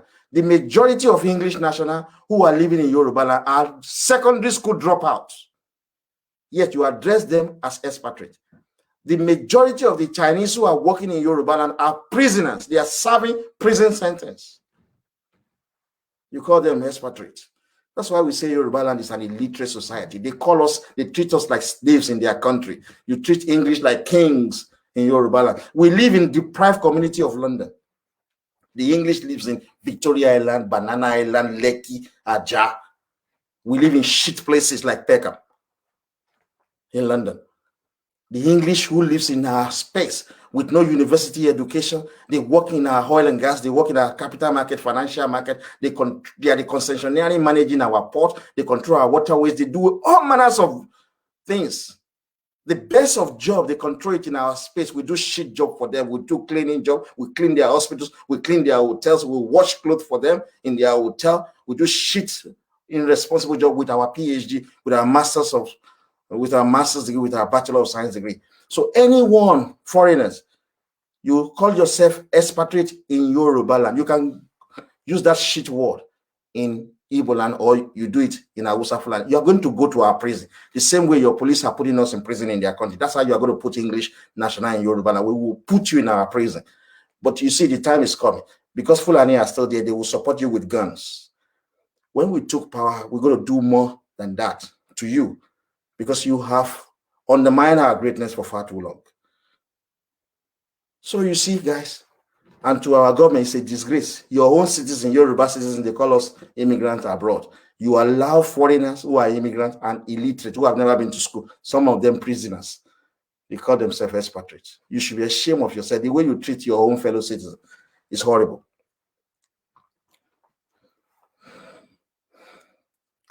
So, like I said, the unitary system is a weapon of war introduced by the Igbo to conquer Yoruba land. That's why they have always supported the PDP. Igbo people, they vote for PDP Yoruba. They know that PDP Yoruba is against the political interests of the Yoruba people. So those are the people they go and vote for. They even want to be our political leaders. They will speak Igbo. They will say that, but Yoruba can vote in England. We can vote in England because English came to our homeland in 1851 and enslaved us for almost 100 years. That is the reason why we can vote and be voted for in England. We did not enslave Igbo. So you have no legitimate right whatsoever to vote and be voted for in Yoruba. And this constitution says, when I start to interpret it,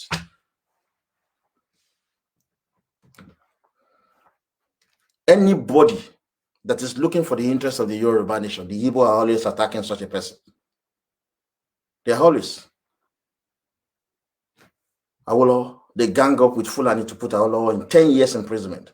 They gang up with Fulani to annul the election of Abiola and killed him. They are ganging up with Fulani and the Yoruba Libra to destroy Tinubu. And you will see that this generation will destroy you. That's why we say that Lagos State is your graveyard, Igbo and Fulani. That's where you are going to be buried. There will be a war, because this generation will not accept the continuation of this subjugation of the Yoruba people. So the Igbo nation, they have been waging war against the Yoruba nation since the suspension of regional government.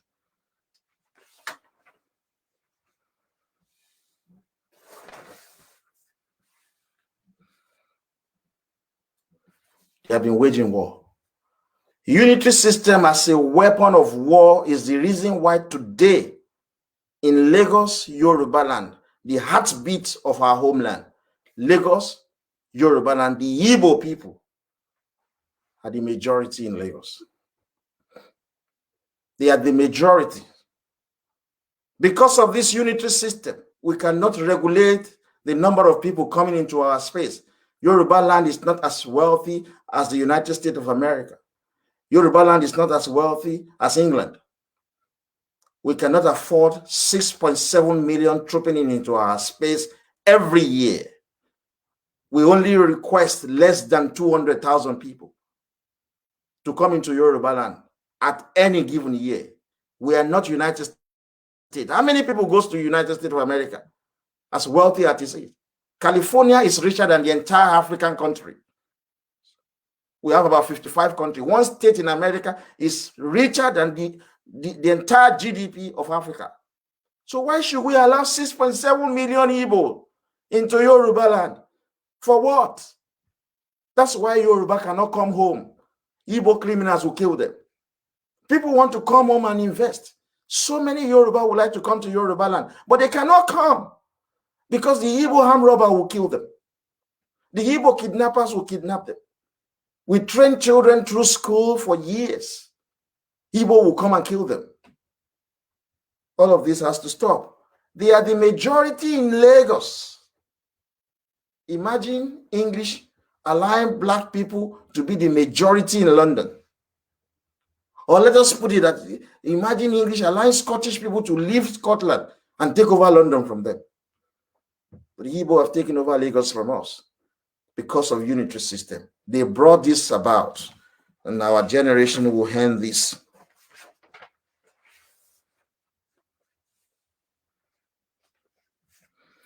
So every time, the office of Adeyinka Kakanfo does not talk about all of this. He talks about every time Fulani, Fulani, Fulani, because it's PDP. Fulani, Fulani, Fulani, ISIS are there. It's PDP. The Igbo, why they wage a covert war against the Yoruba nation to conquer Yoruba land. Let me remind the Yoruba nation before we go into the constitution interpretation proper. In case you do not know it, I'll remind you. India has been a nation since God created planet Earth. Go and check it out. China has been a nation since God Almighty created planet Earth. Yoruba, we claim that the first nation on earth to be created by God is Yoruba land.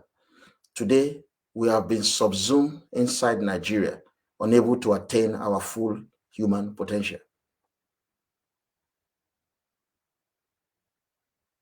If we are unable to take the presidency in 2023, it will take my grandchildren's generation to start all over again what our generation has begun. So I believe there will be war in Nigeria because our generation will no longer take this anymore. What we agree to is parliamentary system of government based on regional government. We, the Yoruba nation, did not approve the current unitary presidential system of 36 states. It is destroying the fabric of our society. If we are not going to be allowed to opt out of Nigeria peacefully, we're going to kill Igbo and Hausa Fulani in Yoruba land towards 2023. We must take the presidency, and our candidate of choice is Tinubu. Because we've been saying this since 1967, when Awolowo spoke as the leader of thought on the 1st of May, 1967. He said that the Yoruba nation desire a return to regional government, the decentralization of the military and the police, and that all the loan obtained from IMF and World Bank by Aguyorosi, the Igbo, and Gowan, Yoruba shall not pay a dime back unless for the projects cited in Yoruba. It has been more than 50 years. My generation is making the same request. Our generation will have to end this. Otherwise, it is our grandchildren generation that will be fighting this, because our own children generation, they will just overrun them. They will have lost every sense of history. Already 96% of the total population of Yoruba people were born after 1st of October 1960. None of us experienced slavery and colonialism. We have no justification to say that because of slavery and colonialism, that is why our homeland is a shithole. No, we were never colonized. We only have 4% of the total population of Yoruba that were colonized, that experienced slavery and colonialism. Give them the next 30 years, they will no longer be on the face of this planet Earth. So, guys, we have to think long and hard about what I've just said to you. We've given you a copy of the Constitution of the Western region. That is the Yoruba Constitution. What you have seen is introduction to this. If you are familiar with my book, The Commonwealth of the Yoruba Kingdom, I said one or two things about this Constitution of the Western Nigeria. That is the name of the Constitution, the Constitution of Western Nigeria. And tonight, I have scheduled how I'm going to speak on the interpretation of this Constitution. I will be speaking on chapter 1, which is the governor. You have a copy because we have circulated this over a month. We recirculated the same thing some few years ago. The title of our constitution is the Constitution of Western Nigeria. When this constitution was written, Western Nigeria included the Yoruba speaking states, plus Edo, Delta, and half of Bayelsa states. Because some of these people were not Yoruba, we gave them their own region because we were very honest people. So I will look at chapter 1, the governor. And when I speak about the governors, young Yoruba will agree with me that our abuses on our harbors will stop perhaps after this lecture. We will speak on the establishment and the tenure of office of governor, the oath to be taken by governor, the start of governor's function during vacancy, etc. This is what we're going to be discussing on our first day of this. But you will think that the governor that I'm referring to are your current governor of our state. You are wrong, folks. No. The number one political office in Yoruba land is the office of the governor. And who was that governor? But I use was. But the governor is still existing today. And you will be shocked who this man is. I will make some certain new changes for the benefit of the political leadership in Yoruba land. And you know, we brought in the concept of devolution. We rejected the concept of restructuring. Everybody has adopted it. Dawn Commission adopted it. Tinubu spoke about devolution. Omo Agege, those guys are reviewing constitutions as rubbish they're doing. They also adopted the devolution. So we're going to make certain changes. And it's just 4 basic changes. The governor of Yoruba land, we would change it to the head of state. The president of House of Chiefs will change it to the president of House of Oba. The premier will change it to the prime minister.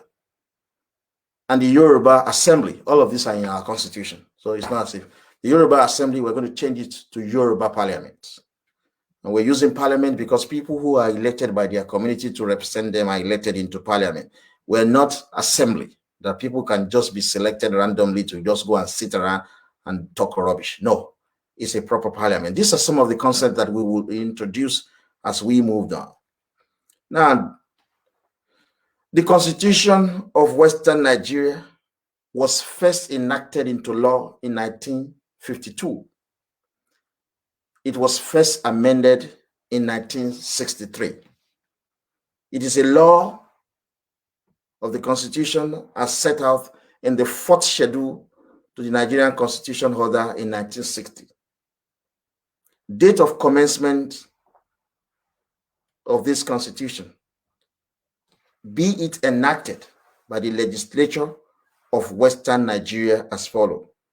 This law may be cited as the Constitution of Western Nigeria Law, 1963. That was when it was amended. And shall, except as provided by subsection 10 of section 52 and subsection 6 of section 53, come into operation on the first day of October 1963, because it was amended. It was first enacted into law. Those who claim that the amalgamation is the problem of Nigeria are wrong. We had a constitution. For us to have constitution means that we are a nation. The Yoruba constitution means that we are a nation because we have a constitution. So amalgamation is not the problem of Nigeria. Like I said, it is the suspension of this constitution. The constitution says, the Constitution of Western Nigeria shall be as set out in the schedule to this law. It says, whereas Western Nigeria as a self-governing region, Western Nigeria, that's Yoruba land, we were called Western Nigeria, as a self-governing region of the Federal Republic of Nigeria. And whereas it is expedient to make provision subject to the provision of the Constitution of the Federation for a new constitution for Western Nigeria, herein referred to as the region. This preamble that I'm reading to you has to be stated because it is a new amendment. As a new amendment, it has to be enacted into law again. We were referred to as the region. We were not referred to as Oyo State, Lagos State, Ogun State, no, Kwara State, no. We were a bloc. We were a nation. That was what we agreed to before the Igbo suspended. Therefore, the constitution of the region shall be as follows. So,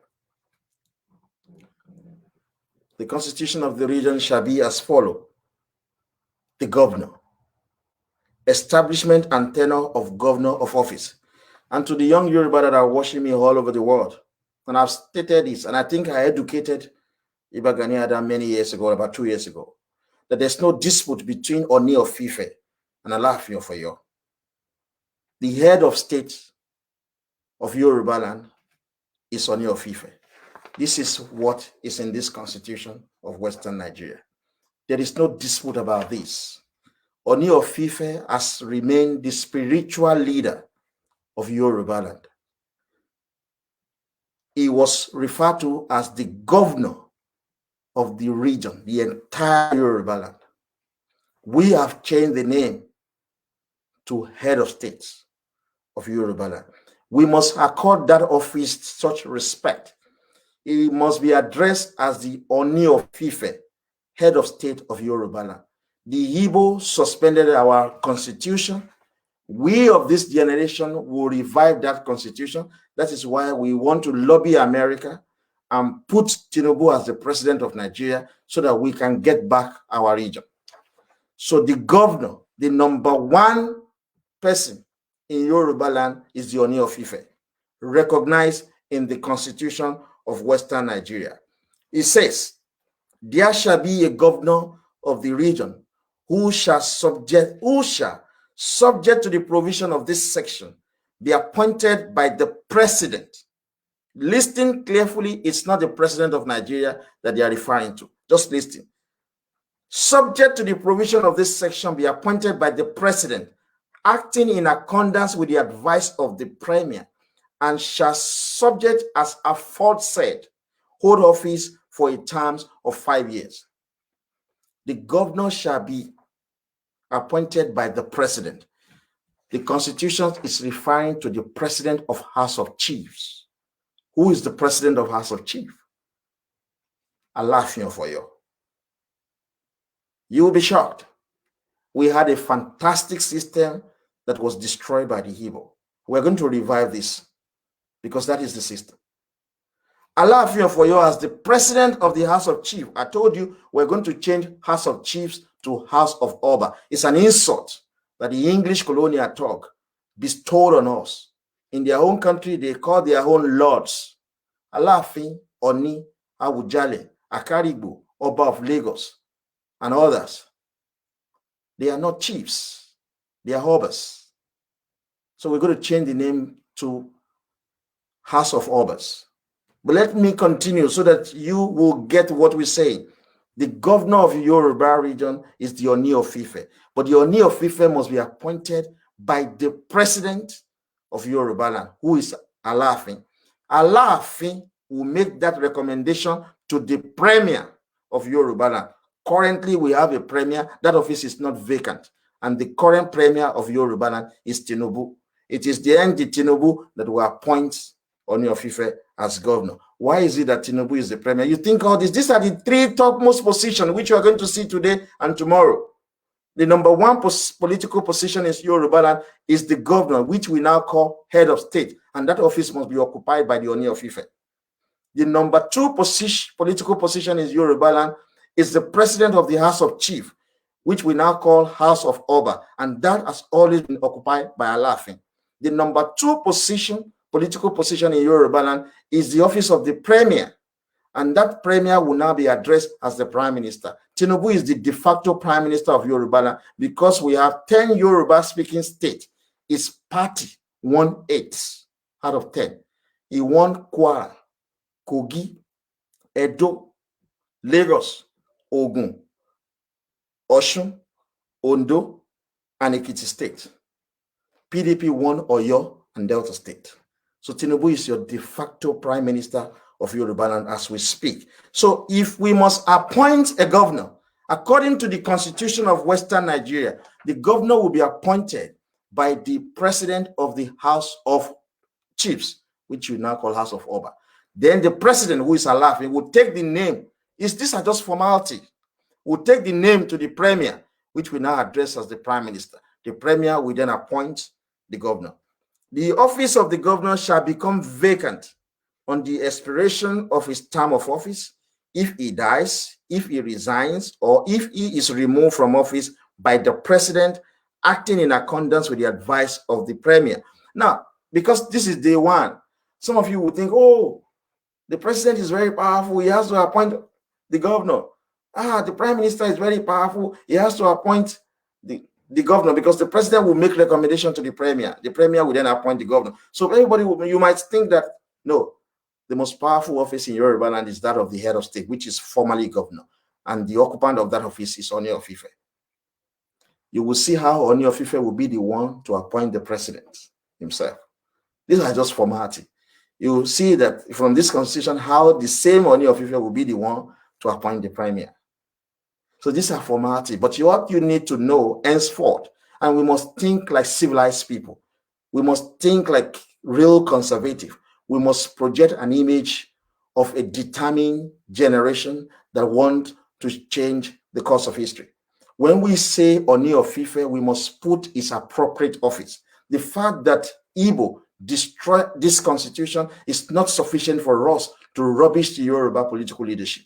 When we say Oni of Ife, we must add head of state of Yoruba land. When we say Alaafin of Oyo, we must add president of Yoruba land. And when we speak about Tinubu, we must address him as the de facto prime minister of Yoruba land. The Liberal don't like it, but that is a statement of fact. He has been the leader of the Yoruba APC, and they have 8 of the 10 states. So what else do you need? So let's continue from that. The premier shall consult the prime minister of the federation before tendering any advice to the president for the purpose of this selection.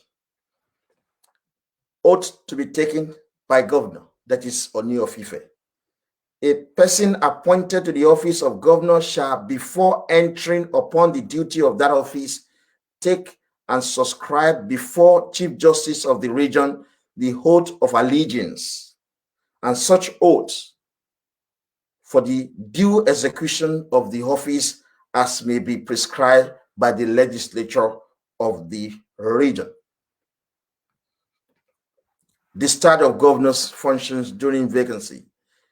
Whenever the office of the governor is vacant, or the holder of the office is absent from Nigeria, or is, in the opinion of the premier, for any reason unable to perform the functions conferred upon him by this constitution, those functions shall be performed by such person as the president, acting in accordance with the advice of the premier, may appoint, or if there is no person in the region so appointed and able to perform those functions, by the president of the House of Chiefs. So if Oni of Ife is not available, the president of the House of Chiefs will appoint another governor. He will make this recommendation to the premier, and the premier will appoint that governor. But where, for instance, Oni of Ife is on tour to Brazil, Alaafin Foyo will assume the position of the governor of Yoruba land, provided that nothing in this section shall preclude the governor from performing any of those functions at any time when he is absent from Nigeria. So, folks, this is the first chapter of our constitution that was suspended, and this will bring the end to our first day. But the takeaway from this is that there is no vacuum in the political hierarchy of the Yoruba nation. We of this generation will not accept the suspension of the regional government. Tomorrow, you will see how beautiful this constitution is. You will see what our grandparents did to make Yoruba land great. Today, we will blame Oni of Ife. We will blame Alaafin of Oyo that they are not doing anything while their subjects suffer all manners of material lacks. But these people were actually the top political leaders under regional government. But with the unitary system introduced by the Igbo, an ordinary local government chairman is more powerful than Oni of Ife. Why is it that another reason rather why the Igbo suspended regional government is that they don't have kings. All this red cap wearing Igwe and Obi, it was the English who created them. They bought the cap from Morocco for them. They never had kingship. That's why they have no respect for our constitution. They just came with guns and suspended everything. So tomorrow we're going to talk about more of this role. So the take home tonight is there is no vacuum in the political leadership of Yoruba land. Our constitution might have been suspended, but the leadership of Yoruba land remains. Oni of Ife must be addressed as Oni of Ife, the head of state of Yoruba land. Alaafin of Oyo must be addressed as Alaafin of Oyo, president of Yoruba land. We have a prime minister, and that man is Tinubu. The Libra, you might accept it or not. It is none of our problem. It is your problem. You lost the election that was done last year. So, folks, you will see more tomorrow. And thank you for joining me tonight. Our time is fast spent, and we're going to continue tomorrow, possibly at the same time. And thank you for those of you who are on Facebook. And thank you, everyone. But let me give you this that I wanted to stay in the beginning. But because I brought my mother in, I decided not to say it. But I know she's watching us at home. You know, a year ago, I was arrested by the Scotland Yard for terrorism. When I found out that the complainant was a member of my family who gave me 2 children, I went into depression. And a lot of people don't know this. The pain was so severe that somebody I lived with for 13 years could be this evil. So I self-admitted myself in the hospital 3 times because I expected maybe perhaps Igbo or the federal government of Nigeria would have made that allegation. But the source was unbelievable. But one day, after 3 months of that allegation, I woke up in the morning, but I couldn't move my leg. My toe was swollen. The stress has triggered an underlying medical problem. So I was rushed to the hospital and I was diagnosed with gout. It has been caused by excessive stress. I was stressed, I have to be honest with you. I think about it every day that I couldn't believe that is coming. The source was shocking. But why am I saying this? I'm saying this as a politician for full disclosure. We manage it with my GP. I was prescribed some medication and this thing was gone. But it triggered again July this year. So serious. It was in my toes and at the back of very close to my ankle. I couldn't walk. So we treated it. But I'm fine now. But I just want to use this opportunity to say to people, particularly the Yoruba people, we go through a lot of stress as a result of the suspension of regional government. There's no security of lives and properties. There's not affordable housing. We don't have free and qualitative healthcare. We don't have job security. Our children cannot go to good school. We have family problem, marital problem, relationship problem, work-related problem. We're going through stress. I want to encourage you that you have to take stress very seriously. It could kill. And because of the unity system that we find ourselves in, we cannot even afford to travel on holiday. We live in miserable life, Yoruba people, whether we are in North America, whether we are in any European country or in Yoruba land, we just live in miserable life. So I want you to take advantage of speaking out to professionals like doctors, like psychologists, like mediators. Speak out to them. I will not encourage you to speak out to pastors in Yoruba land. The majority of the Pentecostal pastors in Yoruba land became pastor because of the unity system and lack of employment. Jesus Christ did not call them as they have always alleged. They are doing this for business. So even if you disclose your pains, your anxiety to them, they will take advantage of you. But you could pay a stipend to professionals. You could speak to your doctors who could refer you to other professionals that will listen to your anxiety. They will listen to your pain and be able to manage your problem rather than for you to die of high blood pressure and other stress. When you have stress, we all have underlying problems. Stress would trigger medical issues, like it has done in my own case. I've managed it. Even though the irresponsible police in England who arrested me 8 times from the allegation of one person, they continue to arrest me every now and then. I have told them there's nothing I can do to their stupidity. The only thing I can do is to advocate for the same treatment for English national in Yoruba land.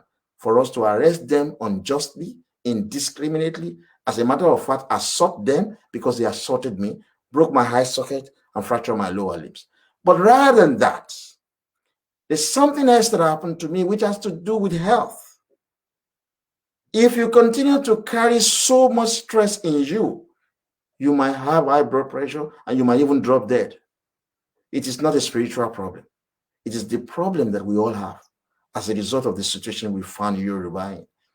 If we have been continuing with regional government, I will not live in England because I have the best of job in Yoruba. I'm not an economic migrant. So I want to appeal to you guys. Stress can kill. Speak to professionals, your doctors, psychologists, mediators. These are professionals. And they are people you perhaps don't know. They'll keep your secret. You'll be able to talk to them. Pay some service charge.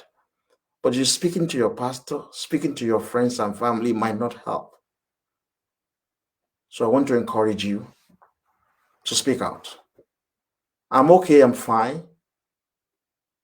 But believe you me, the source of my arrest is a shock. It is still a shock to me at this moment, and it has cost me so much.